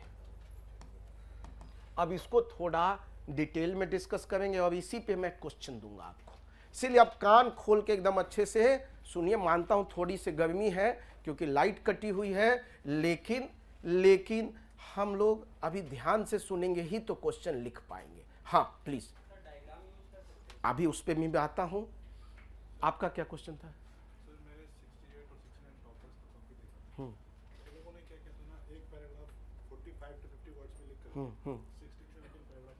ठीक है, ठीक है, ठीक है। और कोई डाउट? ठीक है, और कोई क्वेश्चन? ठीक है, अब मैं आता हूं। मैंने फिर कहा, एक क्वेश्चन कहा था, भगवान के पास पहुंचने का एक ही रास्ता नहीं है। आप पैराग्राफ को छोटा करना चाहते हैं, आप छोटा कर दीजिए, हमको कोई प्रॉब्लम नहीं है। लेकिन हमको पता है कोई भी थॉट को पूरा कंप्लीट करने के लिए 60-70 शब्द तो लगते हैं। ठीक है, तो आप यदि उतना और अच्छा लैंग्वेज पे कमांड है और आप 50-60 शब्दों में ही करना चाहते हैं, कर लीजिए, मुझे कोई प्रॉब्लम। ये तो मैं टेंटेटिव बता रहा हूं, ये कोई फिक्स्ड फॉर्मूला नहीं है। ये तो मैं कह रहा हूं कि मेरे जैसा आम बच्चा, मैं मानता हूं जितना आप आम बनेंगे, मतलब जितना एवरेज बच्चा सोच के एग्जाम देंगे उतना अच्छा एग्जाम जाएगा। हम तो टॉपर को ही पता थोड़े कि वो टॉपर बनने वाला है, उसको तो ये भी नहीं पता लिस्ट में आएगा कि नहीं। तो ऐसे अलग बात है, टॉपर बनने के बाद वो बड़ी बड़ी लंबी फेंकता है। ठीक है, आप में से भी कोई बन जाएगा तो लंबी ऐसा लंबी फेंकेगा कि वो, अब याद भी आ गया, ये तो ऐसा नहीं बच्चा था, आज लगता है कॉन्फिडेंस में आ गया। तो हम क्या कह रहे हैं भाई, ये टेंटेटिव है, ये कोई ये मत कहे कि सर ने बोला ऐसे कैसे बोले। हम 12 बोले, आप 14 लिख लीजिए, क्या दिक्कत है। अप्रोक्सीमेट तो पता चल गया, अदरवाइज बच्चे को पता ही नहीं कि कहाँ इंट्रो चालू किया और कहाँ बॉडी खत्म किया। अब एक बड़ा अच्छा क्वेश्चन पूछा डायग्राम का, सब डायग्राम का, थीम का, लाइनिंग का। मैं आपको बताना चाहूंगा, एस्से में कोई भी हेडिंग नहीं होता है, कोई भी सब हेडिंग नहीं होता है, कोई भी डायग्राम नहीं होता है। जितनी मेरी नॉलेज है उसमें ये कोई भी चीज नहीं होती है। एस्से का मतलब ही है कि हम देखना चाहते हैं सामने वाला लैंग्वेज को कितने अच्छे से कम शब्दों में अपनी बात को कह सकता है। हाँ, मैं मॉडल आंसर दूंगा तो उसमें क्या होगा, हेडिंग और सब, वो आपको समझाने के लिए, समझ रहे हैं। ये मत सोचिएगा कि सर लिख दिए या हमको मना कर रहे हैं, बस समझाने के लिए। आपके क्या होंगे, 12 के 12 पैराग्राफ चलेंगे। क्या मैं अंडरलाइन कर दूं पैराग्राफ, मतलब एक पूरे पेज में 2-3 अंडरलाइन कर सकते हैं। यहां मैं देखता हूं इज इंपॉर्टेंट, मतलब जिसको उस समय आ गया आंख के आगे अंडरलाइन कर, ये सब नहीं, मत कीजिए। क्लीन रखिए कॉपी को, एक पेज में 2 पैराग्राफ लिखेंगे, कॉपी बहुत क्लीन दिखेगा। क्लियर है? आगे बढ़े। चलिए, अब हम लोग का सवाल होता है कि मैं इंट्रोडक्शन सर जब लिखने जाता हूं तो मेरे को कुछ समझ में ही नहीं आता है। मैं क्या जाता हूं, रैंडम भागता हूं। आया कोई क्वेश्चन, जो पहला थॉट आया लिख दिया, या पहला कोट याद आया, एक कोट बैठे थे, डालो इसको। उसका क्वेश्चन से कोई माई बाप लेना ही देना नहीं है। मैं खुद को क्वेश्चन कुछ और है क्या, देखता हूं तो क्वेश्चन कुछ और है। तो माय डियर स्टूडेंट्स, मैं आपको कुछ बेसिक बात बताऊंगा कि जब भी हम इंट्रोडक्शन लिखें हमको क्या करना चाहिए। इंट्रोडक्शन में एग्जामिनर का डिमांड क्या है, एग्जामिनर का डिमांड एक ही है, इंट्रोडक्शन में एक ही डिमांड है, बस एग्जामिनर को ये बता देना है कि सर मैं क्या कर गया हूं, आई हैव अंडरस्टूड, क्या क्वेश्चन को मैं क्या कर गया हूं, अंडरस्टूड कर गया हूं। ये जो क्वेश्चन का मीनिंग है मैं उसको अंडरस्टूड कर गया हूं। सर जो आप पूछना चाहते हैं ना मैं समझ गया हूं। इसका मतलब है जब इंट्रोडक्शन की बात करेंगे तो सबसे पहला आप एक ही बात एग्जामिनर को समझाने की कोशिश करेंगे और वो चीज है क्या, मीनिंग। क्वेश्चन का मीनिंग क्या है, क्वेश्चन का मीनिंग क्या है। अभी हम उस पर 3 क्वेश्चन लेने जा रहे हैं तुरंत समझाने के लिए। कहोगे सर मीनिंग का मतलब क्या है, तो मीनिंग 2 तरीके के होते हैं, एक लिटरल मीनिंग और दूसरा हिडन मीनिंग। एक डायलॉग सुनते होंगे ना, जितना तुम हमको ऊपर समझते हो ना उससे ज्यादा हम 10 बांस नीचे हैं, जो तुम हमको समझते हो हम है नहीं, अच्छा को पानी पिला दिए हैं। इसका मतलब क्या है, जो एक तुम मेरे को ऊपर से देख रहे हो वो एक्चुअल में नहीं हो, वो भी हूं थोड़ा सा, लेकिन उससे ज्यादा मैं हिडन में, वो हम लोग देखेंगे। अब देखते हैं एक बड़ा सीधा साधा इंसान आएगा, अभी देखिएगा वो इलाहाबाद, क्या नाम है उसका, हाँ, चेहरे से कितना लगेगा इंसान, और बातें देखिए उसकी सुनेगा तो ऐसा लगता है कि पूरी हमारे वैल्यू सिस्टम पे ही किसी ने क्या किया, तमाचा मार दिया। आज का बच्चा उन वीडियो को देखेगा तो क्या सीखेगा? क्या आप चाहेंगे आपका बच्चा उस वीडियो को देखे? कोई नहीं चाहेगा। वो हमारे पेरेंट्स पे ही एक सवाल उठा दे रहा है, क्योंकि ये चीप हरकत। तो अब क्या करें, उसका चेहरा भोला लेकिन कारनामे, बाबा आसाराम बापू, हम कह रहे हैं बाबा उधर गुल खिला रहे हैं, सेक्सुअल हैरेसमेंट केस में फंसे हुए हैं। बाबा वो क्या थे, Ram Rahim, sexual harassment, rape, murder, ठीक है, शंकराचार्य, यहां तक शंकराचार्य भी फंस गए। तो क्या कहने की कोशिश है कि भैया 2 तरह की सबकी पर्सनालिटी है, एक लिटरल, कह क्या रहे हो, और उसका दूसरा इसका छुपा हुआ मीनिंग क्या है। कुछ लोग गलत भी वैलेंटाइन पे समझे, उसने मुस्कुराया तो उसने मुझे ही देख के क्यों मुस्कुराया, जरूर कोई हिडन मीनिंग है, वो मुझे पसंद, अरे भैया पीछे की दीवार थी उसका कलर अच्छा था उसको देख के मुस्कुराया है, तुम्हें गलत फहमी हो रही है। पॉइंट क्या है, आपको लिटरल मीनिंग जो सामने शब्द कह रहा है और उसके अंदर का छुपा, इसका मतलब ये दोनों बात कहां बता दो, I1। इसका भी देखो मैं जगह डिफाइन कर दे रहा हूं, कहां, पहले पैराग्राफ में शांति से सब रैंडमनेस को खत्म करो, क्या सोचूं कुछ नहीं, सब क्वेश्चन है, ये शब्द क्या कह रहे हैं और उसका हिडन मीनिंग क्या है, एकदम दिमाग को शांति दो, कुछ सोचना ही नहीं है, कहानी लिखूं, कविता लिखूं, क्या लिखूं, छोड़ दो अभी थोड़ा उसको, थोड़ी देर में हम लोग आएंगे कि इसके अलावा क्या कर सकते हैं। यहां तो कोई डाउट, और कह रहा है दूसरा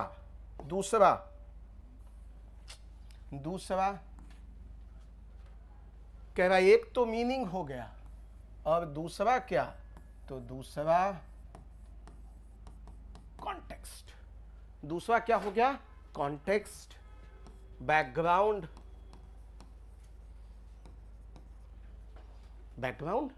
आप देखते हैं मैं अपनी बहन की शादी के लिए किसी लड़के को ढूंढने जा रहा हूं, तो क्या उसका बैकग्राउंड जानूंगा, कहां पढ़ता था, क्या करता है। बिहार के तो लोग क्या करते हैं, जाते हैं और सीधा करते हैं धप्पा, बोले कहां नौकरी करता है, बेंगलुरु में, अच्छा उसका घर का एड्रेस दीजिए, और चुपके से पहुंच जाएंगे सैटरडे या संडे को, देखेंगे दारू तो नहीं पीता है, इसकी गर्लफ्रेंड तो नहीं है, उसके घर पे सीधा विदाउट कॉल किए हुए, और ऐसे कितने लोग पकड़ा भी गए, शादी क्या हो गया, टूट गया। आप सुनते होंगे आसपास के ऐसे माँ बाप आपके बहुत कहानियां सुनाते होंगे।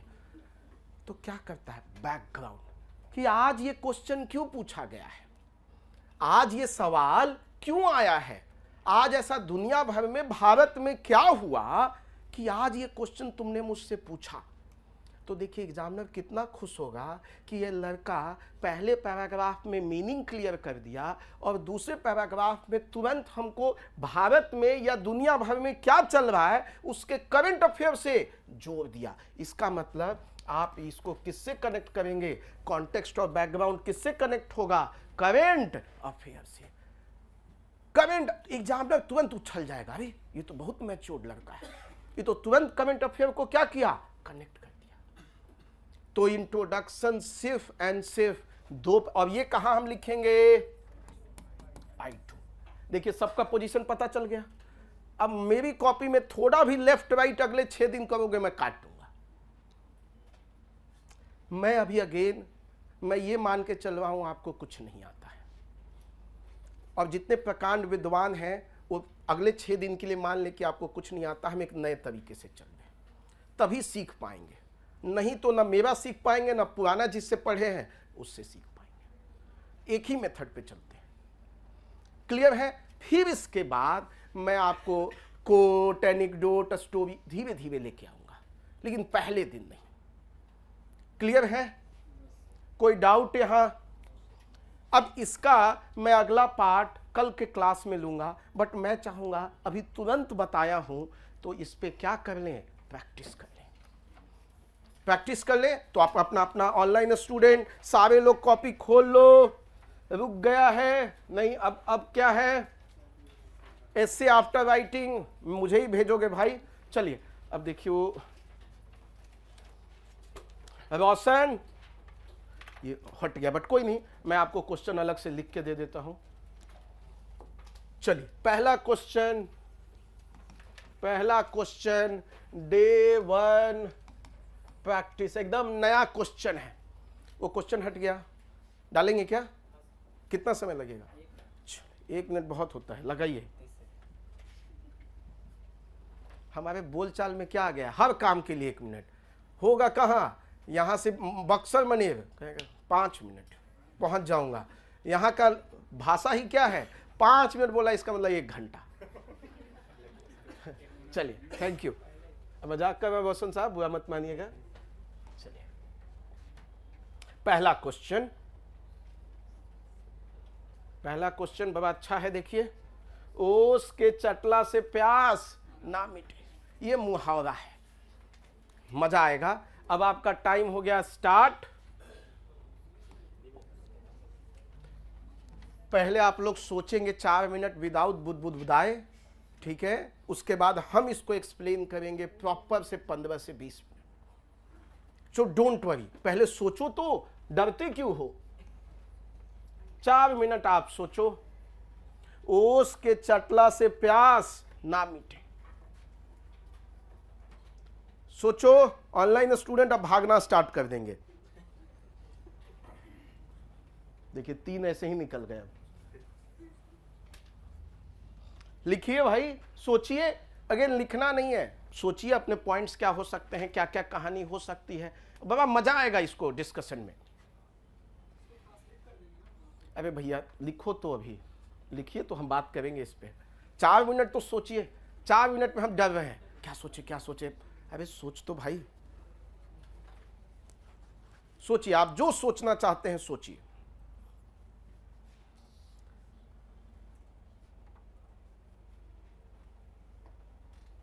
स्मॉल एंड लिटिल एफर्ट से बिग प्रॉब्लम नहीं सॉल्व होगा। आशीष फिर से सोचो। ऑनलाइन स्टूडेंट चैट बॉक्स पे करिए पूरा चैट आज। जैसे कल आपने पूरा चैट किया होगा, आज मेरे साथ भी चैट कीजिए। सारे आंसर्स को इस पे डालते जाइए। चलिए अब हम लोग आ जाते हैं क्वेश्चन पे। सब लोग बोर्ड पे देखेंगे साथ साथ में, लेकिन ऐसे मैं ये बोर्ड पीडीएफ भी भेज दूंगा, ठीक है? बट साथ साथ में अपना पेन चलाते रहना है। अब देखिए, हमने कहा था कि जब क्वेश्चन देखें तो अभी हम लोग सिर्फ एंड सिर्फ इंट्रोडक्शन पे सोच रहे हैं। अभी हम लोग सिर्फ किस पे सोच रहे हैं? इंट्रोडक्शन। मैं इंट्रोडक्शन पे ज़्यादा समय लूँगा क्योंकि first impression is last impression. आपका संबंध एग्जामिनर से कैसे बनेगा? पहला यदि ऐसे हमारा सही लिखा है पहला। अच्छा एक बात बताइए, जो अपना नाम सही से नहीं बता सकता वो बड़ा अच्छा आगे काम कर सकता है क्या? कभी नहीं। हमने पूछा आपका नाम क्या है, नाम ही बताने में उसने 10 घंटे लगा दिए, तो क्या मैं मान लूंगा कि इसको मैं कोई काम आगे दूंगा तो ये अच्छा करेगा? चांसेस कम है। तो इसीलिए first impression is last impression. आपका संबंध एग्जामिनर से कैसे बनेगा वो इंट्रोडक्शन में ही बन जाएगा, कि लड़का कैसा है वो ये दिमाग में बैठा लेगा। इसीलिए इंट्रोडक्शन पे हम सबसे ज़्यादा मेहनत कर रहे हैं, क्योंकि वो बन गया तो बॉडी तो ऐसे है चुटकियों में हम लोग निकाल लेंगे। ठीक है, तो आइए एक एक करके हम लोग समझते हैं। हमने ऑलरेडी आपको बताया है कि यदि इंट्रो लिख रहे हैं तो किन 2 बात पे फोकस होना चाहिए। पहला मीनिंग और दूसरा कॉन्टेक्स्ट। मीनिंग में भी हमने क्या बताया? Literal meaning. और अब ये देखिएगा आपका कमाल, ये मैं आपको अभी इसमें समझाऊंगा, ट्रांसलेट करूंगा, देखिएगा कैसे। अब आइए समझते हैं लिटरल मीनिंग इसका। तो कह रहा है ओस के चटला से प्यास ना मिटे। तो समझते हैं ओस, ओस का मतलब क्या है? ओस का मतलब क्या है? ड्यू ड्रॉप, यही है, ड्यू ड्रॉप है। ठीक है, इसका मतलब है ड्यू ड्रॉप है, इसका मतलब फ्यू ड्रॉप्स ऑफ वाटर है। इसका मतलब स्कैंटी वाटर है, मतलब बहुत कम है। क्लियर है? ओस के चटला से मतलब ओस के मतलब फ्यू ड्रॉप्स ऑफ वाटर को पीने से, चटला से मतलब आप इस वाटर को ड्रिंक करते हैं। ठीक है, क्लियर? आप जैसे हाथ पे लेते हैं, आप इसको पी रहे हैं। ठीक है, तो कह रहा है ड्रिंक करने से, कह रहा है प्यास ना मिटे। इसका मतलब प्यास का मतलब क्या हो गया? थर्स्ट। इसका मतलब थर्स्ट, जो आपको प्यास लगी थी वो प्यास कंप्लीट नहीं हो, क्योंकि ऑलवेज प्यास आपको ज़्यादा पानी की होती है। 2-3 ड्रॉप ऑफ वाटर से आपका प्यास नहीं मिटेगा। इसका मतलब लिटरल मीनिंग मेरा क्या है? लिटरल मीनिंग क्या है कि dew drops, few drops, scanty water can not quench your thirst, can not satisfy your thirsty needs. Am I right? Literal meaning हमने एकदम समझा दिया। जो क्वेश्चन के शब्द कह रहे थे मैंने उसको क्या किया? उन्हीं की लैंग्वेज में समझा दिया। कोई दिक्कत यहां तक? अब आ जाते हैं, अब हमको क्या निकालना है इसका? क्वेश्चन तो अब ये नहीं कह रहा है ना, क्वेश्चन तो इसके अंदर छुपा हुआ है। इसका मतलब देखिएगा, इसका मतलब ये तो हो गया मेरा कौन सा? लिटरल। इसका मतलब हम कह सकते हैं ओस की चटला से, इसका मतलब हम कह सकते हैं सुपरफिशियल। सुपरफिशियल क्या होता है? एकदम ग्राउंड लेवल, ये सरफेस लेवल।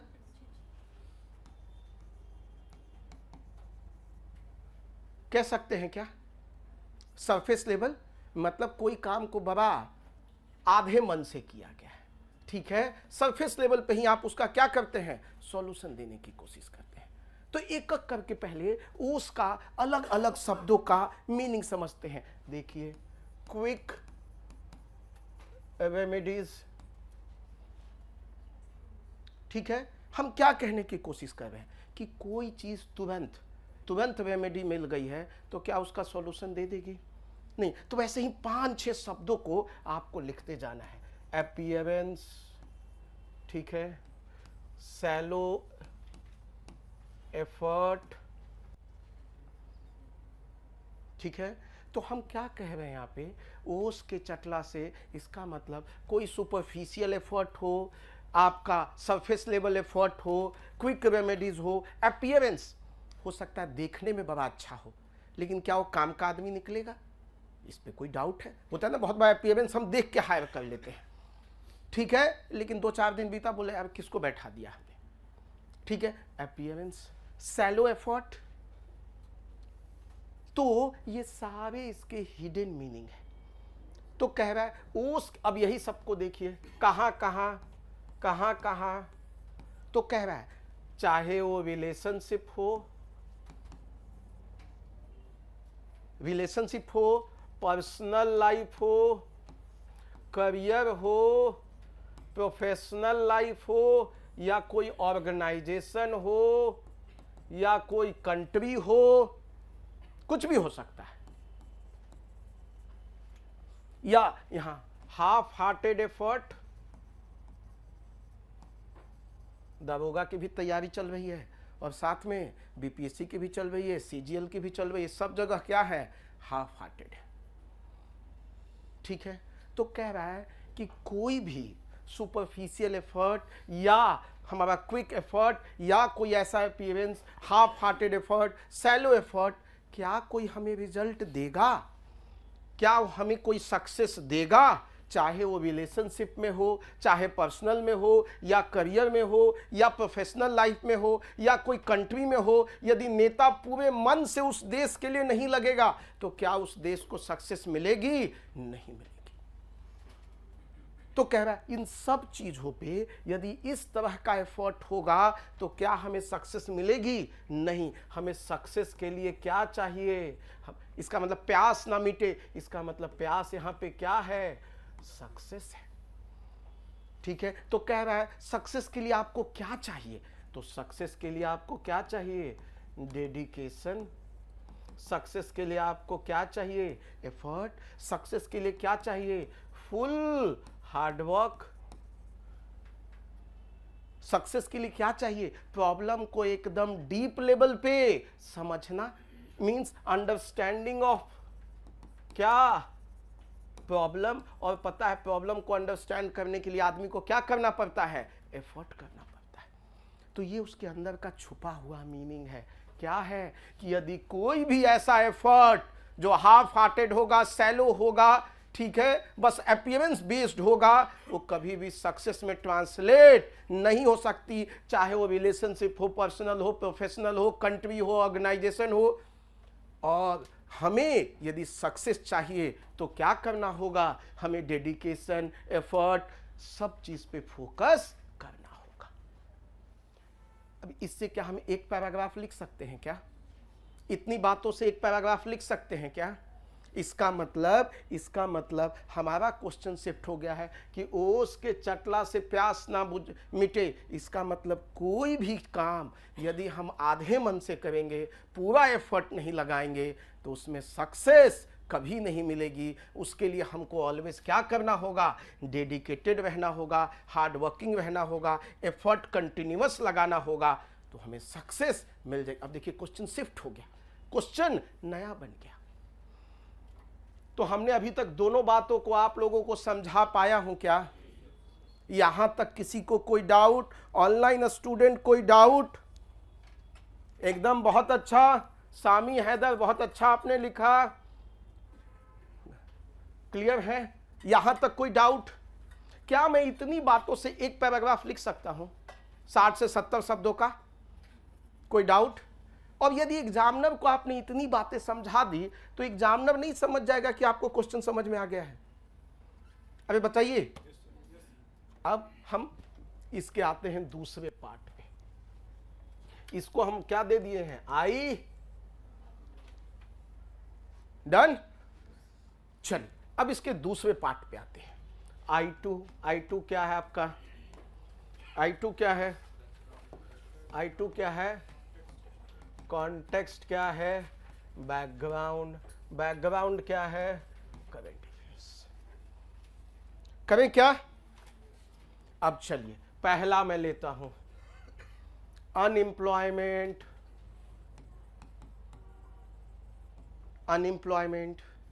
आज पूरी दुनिया में क्या है, अनएम्प्लॉयमेंट का इशू चल रहा है। भारत में अनएम्प्लॉयमेंट का इशू चल रहा है। हम यदि अनएम्प्लॉयमेंट के लिए कोई शॉर्ट टर्म मेजर्स लेंगे तो उससे सक्सेस मिल जाएगी क्या? नहीं। इसके लिए हमको क्या करना होगा, हमको लॉन्ग टर्म इन्वेस्टमेंट करना होगा। किसमें? एजुकेशन एंड स्किल में। अभी क्या कर रहा है, फिर भी आप इतना % आपको हम नौकरी देंगे, इतना हम ये देंगे, वो शॉर्ट टर्म मेजर्स है, क्योंकि पॉपुलेशन इतनी बड़ी है कि उससे सबको नौकरी, महिलाओं को है मान ले 33 या 35% रिजर्वेशन, तो क्या उससे सारी महिलाओं को नौकरियां मिल जाएंगी? लेकिन यदि महिलाओं को यदि एजुकेशन सही से मिला हो और स्किल मिला हो तो कहीं ना कहीं वो क्या हो जाएंगी, प्लेस हो जाएंगी। क्लियर है इसका कॉन्टेक्स्ट? दूसरा और क्या कॉन्टेक्स्ट हो सकता है बताइए कोई? और फेमस लीजिए जो न्यूज में चल रहा हो, कॉम्बैटिंग क्लाइमेट। हर बार हम कहते हैं $100 बिलियन देंगे, $100 बिलियन देंगे। हम क्या करते हैं, इसके लिए हर बार डिक्लेरेशन करते हैं, पॉलिसीज बनाते हैं, बट क्या ये एफर्ट इंपॉर्टेंट है? हर बार हमको जागरूकता लानी है, अवेयरनेस लानी है, लेकिन अवेयरनेस के साथ साथ हमको क्या करना होगा, इम्प्लीमेंटेशन भी करना होगा, वरना बोलते रहिए। मतलब हर बार जो ये एफर्ट है क्लाइमेट चेंज में, हम जो एफर्ट कर रहे हैं वो बहुत क्या है, एफर्ट छोटा है। क्लियर है? आते हैं और आते हैं तीसरा एग्जांपल लीजिए। हाँ, डिजिटल इंडिया माइग्रेंट लेबर जब अभी कोविड-19 में आए तो हमने क्या किया बिहार में, बोला सबका नाम लिख लो, क्या कर लो, डेटा बना लो। उसके बाद सब भूल गए, सब कहां कहां चले गए पता भी नहीं चला। तो क्या नाम लिखने से उसकी माइग्रेट प्रॉब्लम सॉल्व हो जाएगी क्या? नहीं। डिजिटल इंडिया कह रहे, डिजिटल इंडिया प्रमोट करो, डिजिटल इंडिया प्रमोट करो, लेकिन गांव के लोगों को क्या डिजिटल लिटरेसी है क्या? डिजिटल लिटरेसी है क्या? नहीं है। क्या वहां पे सब जगह इंटरनेट बहुत अच्छा है क्या? नहीं है। इंटरनेट अभी भी 2G 3G के लेवल पे चल रहा है बहुत सारे गांवों में बिजली भी नहीं पहुंची है। तो कह रहा है ये सब आज का कॉन्टेक्स्ट है। अनएम्प्लॉयमेंट इतना बड़ा, एफर्ट कितना, इतना छोटा, एकदम छोटा, जैसे कहते हैं ऊंट के मुंह में, दोनों सेम है। अब देखिए आपको समझना होगा, ऊंट के मुंह में जीरा का फोरन और ये जो है, ये दोनों क्वेश्चन सेम है, तो 2 क्वेश्चन आपका निपट गया। अनएम्प्लॉयमेंट इतना बड़ा, एफर्ट क्या किए, चलो 50,000 नौकरी निकाल रहे हैं। अरे भैया आपकी पॉपुलेशन 13 करोड़ है, 50,000 नौकरी से क्या होगा, 12 लाख नौकरी देंगे, उससे क्या होगा? आपका यूथ 5 से 6 करोड़ है, एफर्ट क्या है आपका, 0। किसमें, किस चीज के क्रिटिसिज्म में? हाँ हाँ, आप ये बड़ा अच्छा क्वेश्चन है कि क्या मैं गवर्नमेंट को क्रिटिसाइज कर सकता हूं? एकदम कर सकते हैं, विथ डेटा एंड फिगर। सीधी बात, फलाना रिपोर्ट कह रहा है। देखिए क्रिटिसिज्म हमेशा कभी डायरेक्ट नहीं करते हैं। आप जैसे भी गांव में क्या देखते हैं, फलाना बाबू से मिले थे, फलाना बाबू कह रहे थे, आपके अपने नहीं कह रहा है, फलाना समाज में बैठे थे तो समाज आपको गाली दे रहा था। बोला कौन समाज, हम नहीं बोलेंगे। तो हमको भी क्या करना है, फलाना बाबू मतलब report, supreme court, NITI Aayog, international agencies, report लीजिए और उनका नाम लेके बोलिए, वो तो फैक्ट है, उसमें आपकी क्या गलती है? डन है। हम क्रिटिसाइज नहीं कर रहे, हम तो बैकग्राउंड दे रहे हैं भी। अब सोचिए ये इतनी बड़ी बड़ी बात आप सेकंड पैराग्राफ में ही लिख देंगे तो एग्जामिनर पागल हो जाएगा। हम फिर कह रहे हैं इसको एक्सप्लेन नहीं करना है, खाली इतनी बातें कि आज का issue unemployment and government effort क्या है, बहुत टोकनिज्म है। अनएम्प्लॉयमेंट का इशू इतना बड़ा, एफर्ट इतना छोटा, क्लाइमेट चेंज इतना बड़ा इशू, एफर्ट इतना छोटा, डिजिटल इंडिया इतना बड़ा इशू, लेकिन उसके लिए एफर्ट कुछ नहीं। बोल रहे अपने सीख जाएंगे इंटरनेट चलाना, एक दिन अपने इंटरनेट पहुंच जाएगा। क्लियर है? माइग्रेंट इशू, तो ये डालिए ना कॉमा कॉमा करके, एक पैराग्राफ लिख लेंगे क्या आराम से। तो देखिए अब आपके हिस्से में जो 2 चीज चाहिए था, literal meaning, hidden meaning and कौन। इससे ज्यादा एग्जामिनर को क्या दीजिएगा आप? 1 घंटा के हिस्से में बताइए। बच्चा कहता सब और क्या दे दे। अबे कुछ ज्यादा मत दे, ज्यादा देगा तो आदत हो जाएगी उसको, फिर क्या होगा, आगे वो और अच्छा खोजेगा। इसीलिए इतना दे कि हर क्वेश्चन में 60% मार्क्स तुझे दे दे। 60 भी दे देगा तो 180 पहुंच जाओगे ना, है ना। एक बार अच्छा मैं वो कोई पोयम बोलने वाले की वो सुन रहे था, तो उसमें एक बार अच्छा उन्होंने कहा कि तू जो इतना हंस रहा है, मतलब इतना भी मत हंस कि जो अल्लाह ऊपर है वो तुझे सुनेंगे, तो ऐसा ना हो कि तेरे को इतनी खुशी देख के अपने पास ही बुला लेंगे, ठीक है। तो हंसो उतना ही जितना क्या है कि दूसरे की नज़र ना लगे। तो 60%, 50 से 60 के आसपास मार्क्स मेरा चला गया, हो जाएगा। 100 में 60 ही तो चाहिए, 70 आ गया तो टॉपर हो जाऊंगा। तो हमको मार्क्स अपना कहाँ रखना है? 60 एंड 70। और मैं आपको बताता हूँ, जैसे ही आपने ये 2 पैराग्राफ लिख दिया, 2 पैराग्राफ लिख दिया, एग्जामिनर पहले दिन से ही, मतलब पहले मोमेंट से, ये लड़का 60 से 70 वाला है। देखिए उनके भी दिमाग में जब हम कॉपी चेक करते हैं ना, 2-3 हम मार्क्स को लेके चलते हैं। 60 से ऊपर वाला, 40 से 50 के बीच वाला, या 40 के नीचे वाला। दिमाग क्या करता है? हमेशा सिंप्लीफाई करता है। हमेशा क्या करता है? सिंप्लीफाई करता है। जैसे मैरिज में आप क्या देखिएगा, हमारा सोसाइटी ने देखिए कितना सिंप्लीफाई, बोला दिमाग लगाना ही नहीं है।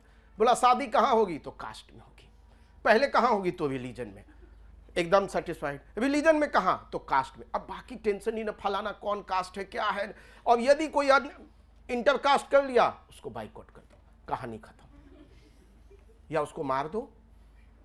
आप देखते हैं ऑनर किलिंग, एकदम समाज देखिए कितना कम दिमाग लगाना चाहता है। रूल एकदम क्या है? सिंप्लीफाइड है। ये है तो ये है। हम ऐसे ही करते हैं सर। हम बहुत आम बच्चा हैं सर। आप पूछे थे क्वेश्चन, हमने देखिए सर इसका लिटरल मीनिंग दे दिया सर। उसके बाद हम बहुत समझदार थे, हम चाहते थे, आप जानते थे, हम जानते हैं कि आप चाहते हैं कि इसका हिडन मीनिंग दो सर, हमने हिडन मीनिंग भी दे दिया सर। आपकी समझ के लिए हमने इसका कॉन्टेक्स्ट भी। अब ये दोनों मिल के क्या हो गया? कॉन्टेक्स्ट क्या हो गया? एग्जाम्पल। अब पूरा ऐसे क्या हो गया? आपको क्लियर हो गया। प्लीज सर मार्क्स दे दीजिए। आपका कॉपी यही बोलेगा। क्लियर है? डन। हम एग्जामिनर को कंफ्यूज ही नहीं किया, हमने एग्जामिनर को कंफ्यूज एकदम नहीं किया। क्लियर है? डन। चलिए डन है तो दूसरा क्वेश्चन लिखिए। हाँ अंत में थोड़ा सा काउंटर कर सकते हैं पॉइंट को, जैसे कोट लिख के, जैसे कि जर्नी ऑफ माइल। सर अभी हम लोग कहाँ हैं? सिर्फ इंट्रो पे। आप जो काउंटर की बात आएगा वो B8 में आएगा, वो करेंगे अभी। कहाँ? बॉडी में। सबका एक समय है। अभी हम आपको सिर्फ क्या सिखा रहे हैं? इंट्रो। पहला 2 पैराग्राफ लिखना, पहले में कॉन्ट्राडिक्शन नहीं हो सकती है। इंट्रोडक्शन ऑलवेज क्या बताना है? क्या, बस क्या है ये, पहले ये तो बताओ क्या है, उसके बाद बात करेंगे अच्छा है, खराब है, क्या है, नहीं है, वो बाद में बात करेंगे। अभी हम क्या सिखा रहे हैं? अभी हम आपको क्या सिखा रहे हैं? बोलिए। Introduction, that's all. और भी आज पहले क्लास में, तो कृपया जंप नहीं करते, वरना सब क्या हो जाएंगे? कंफ्यूज। 1 बाय 1 चलते हैं। क्लियर है? चलिए अब ये क्वेश्चन लिखिए। हाथी हाथी कहलन, गधो नाले अइलन।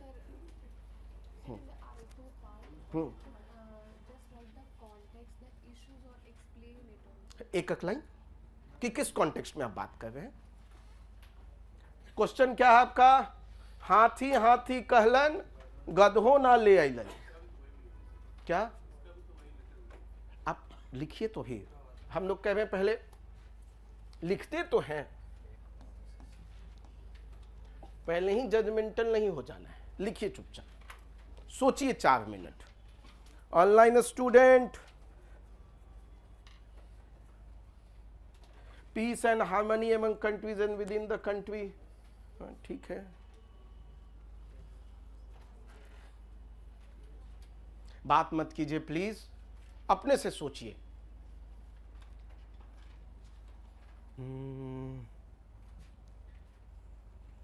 घनश्याम मीनिंग, हाँ बढ़िया, घनश्याम गुड, शुभम कुमार गुड।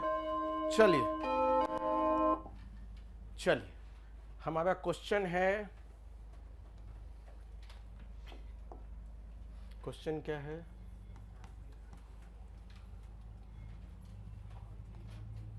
रुकिए,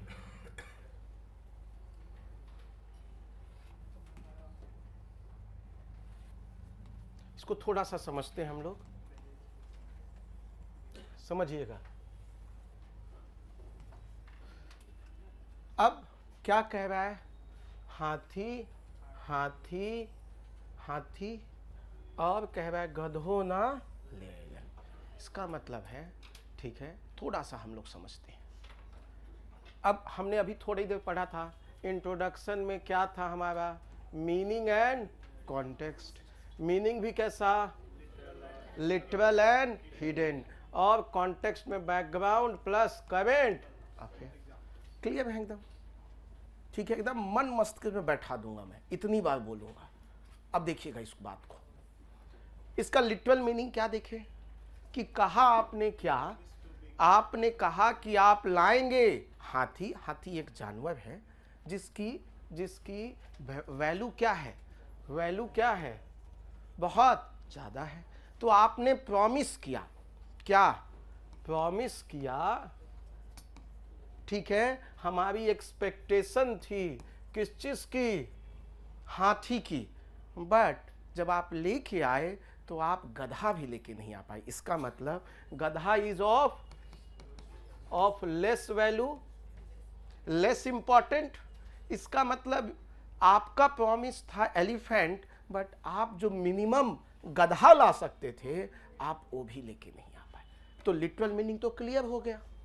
अब इसका हम लोग क्या करते हैं? हम लोग इसका हिडन मीनिंग देखते हैं। क्या कह रहा है हिडन मीनिंग? ठीक है, तो मैं इस क्वेश्चन को यहाँ ले लेता हूँ, थोड़ा यहाँ स्पेस मिल जाएगा। हाथी हाथी कहलन, क्लियर है? अब देखिए थोड़ा सा, अब हाथी हाथी का मतलब यहाँ क्या है? हिडन। हिडन इसका मतलब हाथी बिग नेम, ब्रांडेड आइटम, ठीक है, एक्सपेक्टेशन। देखते हैं क्या क्या आप बात कर सकते हैं। क्या क्या आपने कहा? बड़े बिग नेम, ठीक है, ब्रांडेड आइटम्स, ठीक है, फिर एक्सपेक्टेशन, ठीक है। आप और क्या क्या शब्दों को यूज कर सकते हैं? देखिए, आप हम आते हैं, हम क्या कह रहे हैं?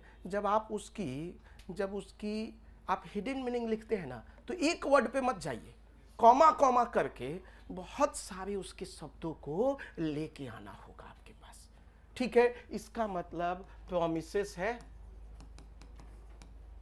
ठीक है, इसका मतलब ड्रीम है, ठीक है, इसका मतलब विश लिस्ट है।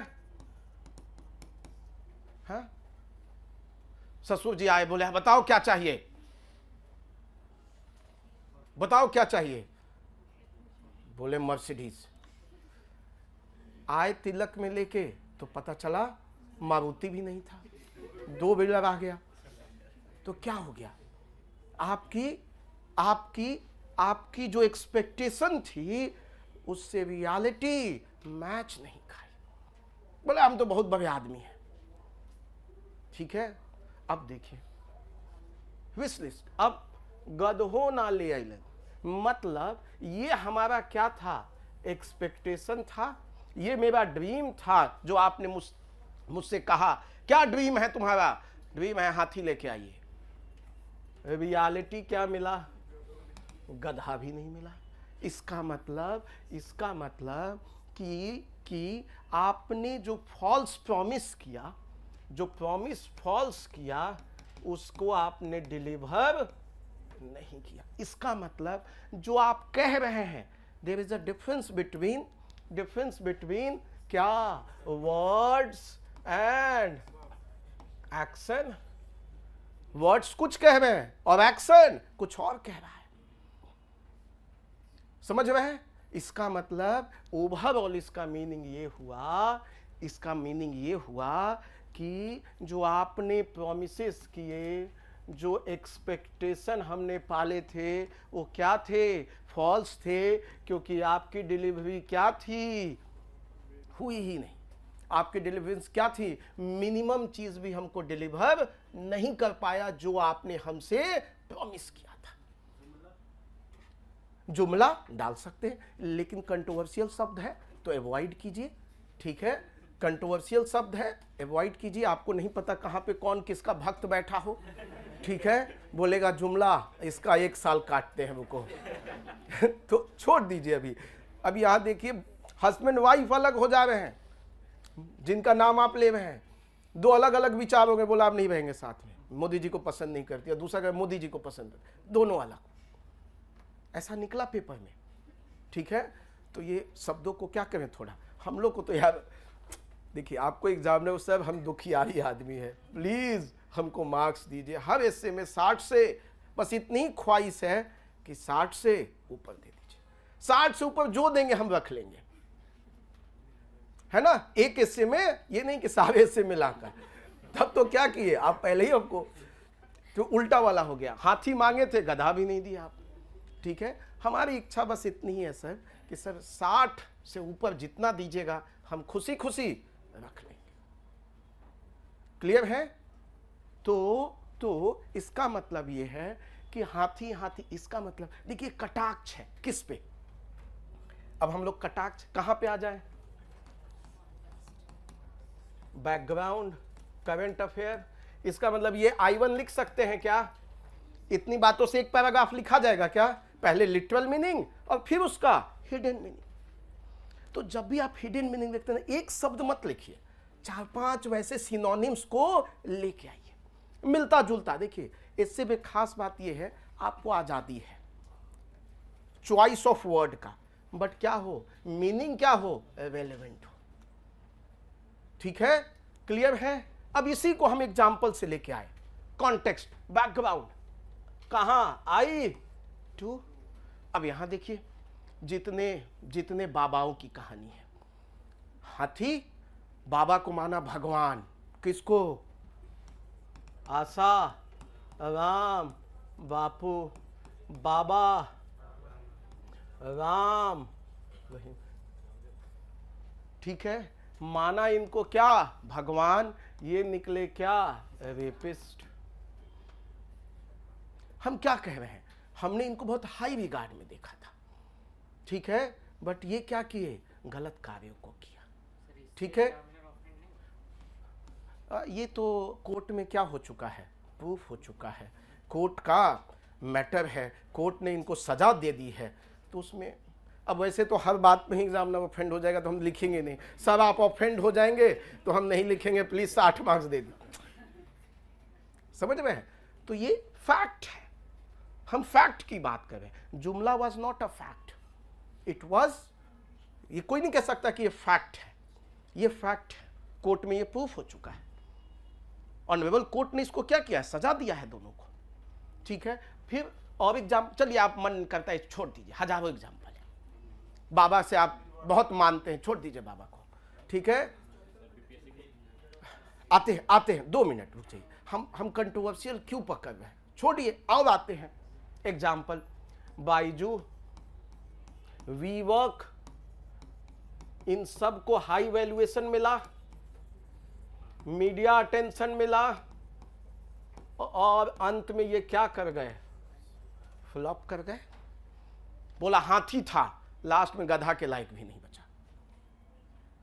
ये बड़े बड़े, ये दुनिया भर में वीवर्क, इसको इतना वैल्यूएशन मिला, पैसा मिला, बाइजू को $22 बिलियन गया, बोला हाथी बनाएंगे। अंत में इन्वेस्टर को और जो स्टेक होल्डर हैं, ठीक है, और एग्जाम्पल डाल लीजिए, फिट जी भाग गए पैसा लेके, लास्ट में गधा लायक भी नहीं है वो, ठीक है? डालिए सहारा इंडिया, और मन करे तो कोई दिक्कत नहीं है। क्लियर है? क्लियर है? कोई डाउट यहां? ठीक है? पॉल्यूशन, आप पॉल्यूशन वाले को पहले वाले में डाल सकते थे, ठीक है।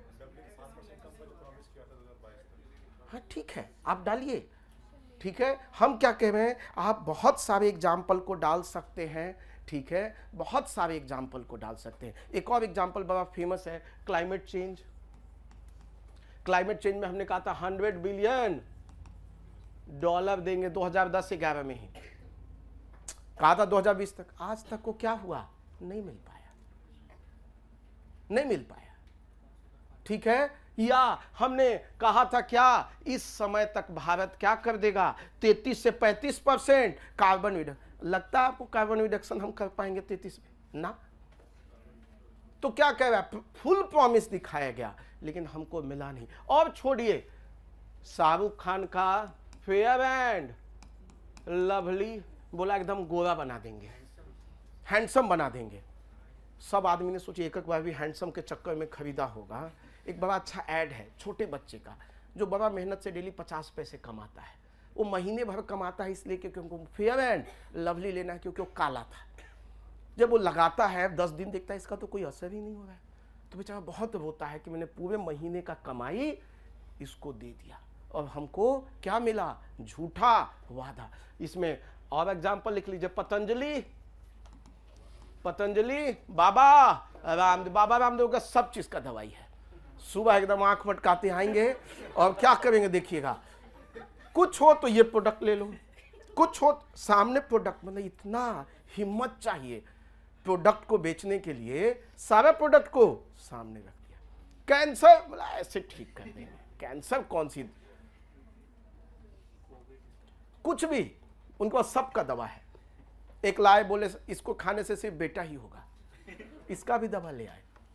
अभी कोर्ट उनको बार बार क्या दे रहा है, नोटिस दे रहा है। लेकिन देखिए समझिए, बाबा रामदेव बेवकूफ नहीं है। बाबा रामदेव सबसे बड़ा साइकोलॉजिस्ट है, समझता है यहाँ के लोगों को क्या चाहिए। बोला कोर्ट देता रहेगा, हमारा वकील लड़ता रहेगा, लड़ो क्या दिक्कत है, लेकिन तब तक हम क्या बना लेंगे, माल $2-4 बिलियन तो ले ही जाए। और ले लिए उन्होंने। देखिए उनकी कितनी बड़ी कंपनी है, ठीक है। जमीन तो इतना है कि आप चल नहीं पाएंगे। अरे सत्य वचन है भाई। चलिए डन, समझ गए क्या मैं कहने की कोशिश करूं। हमको पहले 2 पैराग्राफ में हम कौन है उनको बता देना है। पहला, सर हमने कोई बकवास नहीं किया, हमने लिटरल मीनिंग लिखा, हमने हिडन मीनिंग दिखाते ही आपकी नॉलेज दिख जाएगी। और मैं आपको मॉडल आंसर लेके आया हूं, आपको मॉडल आंसर भी दे रहा हूं, पैराग्राफ 1 पैराग्राफ 2, ताकि लिखना कैसे है वो आपको एग्जैक्ट समझ। बोलने में और लिखने में वो बड़ा डिफरेंस होता है। तो जो मैं बोल रहा हूं सर उसको एक बार लिख के आप दे देंगे क्या मुझे, मैं देगा, लेकिन ये मैं 3-4 दिन तक ही दूंगा, वरना फिर क्या होगा, आप सोचना ही बने बाद में तो मास्टर देगा ही, आप सोचिएगा ही नहीं। तो ये 3-4 दिन तक है क्या, हैंड होल्ड करने के लिए कि हाँ समझ गया मैं। क्लियर है? चलिए अब तीसरा क्वेश्चन लिख ही लीजिए।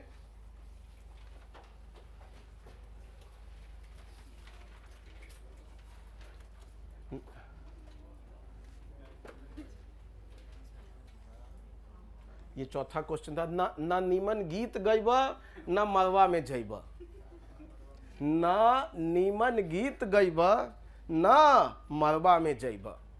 ये इसमें मैं 3 मिनट ही दूंगा, समय की कमी है थोड़ा मेरे पास। ना नीमन गीत गईब गाइब, अबे ठीक है एक ही बात है, ना मरवा में जाइब। अब बहुत जो शहर में रहने वाले लोग हैं कि what the man, what are you talking, what is this निमन गीत गाइब मरवा। बहुत लोग इसका मीनिंग भी नहीं जानते होंगे ना, बहुत लोग इसका मीनिंग जानते होंगे। मैं बहुत लोग की बात कर रहा हूं। चलिए कुछ नहीं, अब लेट्स राइट।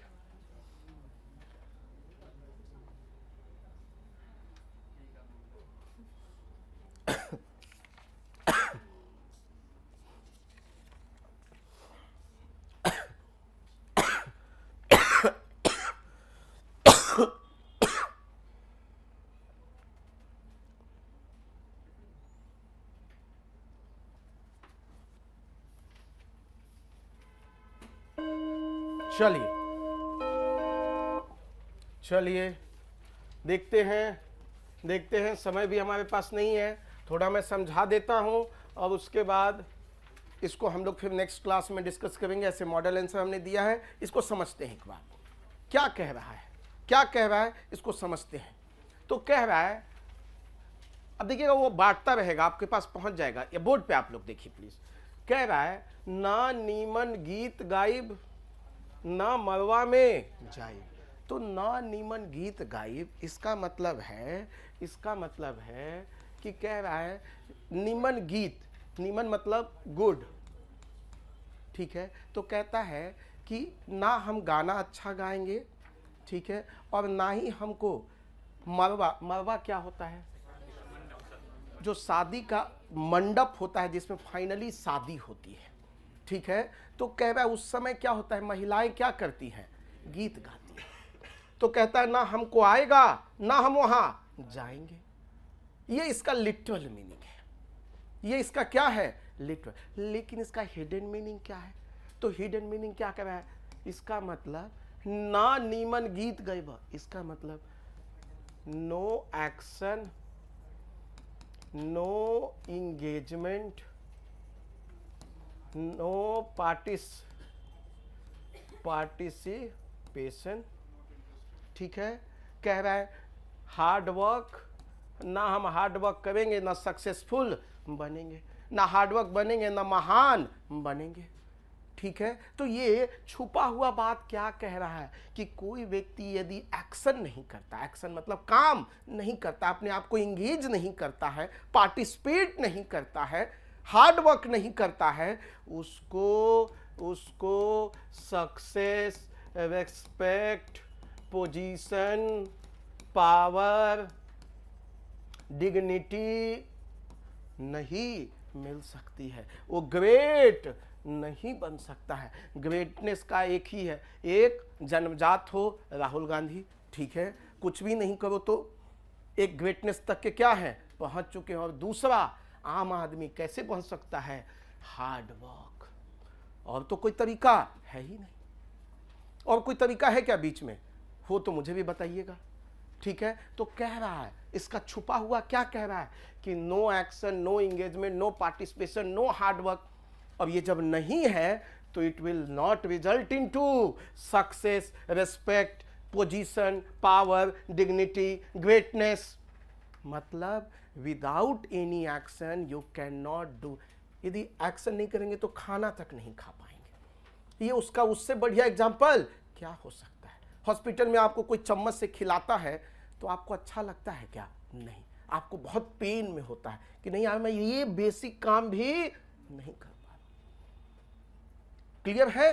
तो ये आपका छुपा हुआ क्या हो गया, मीनिंग, लिटरल मीनिंग मैं आपको ऑलरेडी बता दिया था, ठीक है। और ये दोनों को आप मिला के क्या I1 लिख सकते हैं, I1 लिख सकते हैं। अब उसी तरह I2 की हम बात कर लें, I2 की बात कर लें, कॉन्टेक्स्ट, बैकग्राउंड, करंट अफेयर, ठीक है। तो क्या कह रहा है, अभी देखिएगा, अभी बिहार का बिजनेस कनेक्ट प्रोग्राम हुआ, ठीक है। उसमें IT कंपनीज 40 कंट्रीज की 4000 करोड़ क्या कहा कि हम बिहार में क्या करेंगे। लेकिन यदि यहाँ के स्टेक होल्डर कौन है, गवर्नमेंट, यदि वो अपना एफर्ट नहीं करेगी, वो अपनी पॉलिसी सही से नहीं बनाएगी, तो क्या ये 4000 करोड़ बिहार में आएगा, नहीं आएगा। आएगा क्या बिहार में, नहीं आएगा।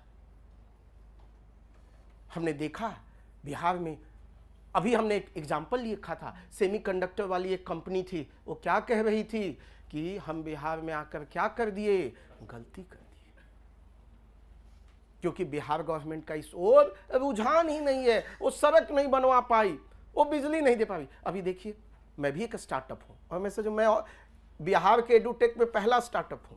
हम बिहार गवर्नमेंट द्वारा रिकॉग्नाइज्ड है, वहां से हमें थोड़ा फंड भी मिला है। लेकिन आज देखिए हम बिहार के कैपिटल में हैं, और कैपिटल में भी बोरिंग रोड सबसे सेंटर, और बोरिंग रोड के भी सबसे सेंटर में हूं, लेकिन बिजली नहीं है। क्या स्टार्टअप खाक चलेगा? तो ऐसे ऐसे आपको बहुत सारे एग्जाम्पल्स को क्या करना होगा, लाना होगा, ठीक है। और वो एग्जाम्पल आपको क्या करेगा, इसका क्या बताएगा, कॉन्टेक्स्ट बताएगा। क्लियर है? तो मेरी क्लास अब यहाँ खत्म करूंगा, दूसरा क्लास आप लोग का अदरवाइज लेट हो जाएगा। मैं इसको नेक्स्ट क्लास में थोड़ा और डिस्कस कर लूंगा, ठीक है। लेकिन अब आपका होमवर्क क्या, ये सबको मिल गया? ये सबको मिल गया? ग्रुप में भी डाल दीजिए ऑनलाइन बच्चों के लिए। ये आपको मैं अभी डेली 3-4 दिन तक देता रहूंगा। हमने जो क्वेश्चन डिस्कस किया उसका मॉडल आंसर हमने दिया, पहले 2 पैराग्राफ का, कैसे लिखना है, कितना लिखना है, कैसे शब्दों को कनेक्ट करना है, कैसे अच्छे अच्छे शब्दों को लेके आना है। क्लियर है? तो मैं यहाँ पे क्लास खत्म करता हूँ। आप लोग का होमवर्क इसी 3 क्वेश्चन को आज एक बार मॉडल आंसर पढ़ लीजिएगा और उसके बाद अच्छे से अपने शब्दों में लिख के लाइएगा। यही 3 क्वेश्चन लाएंगे क्या?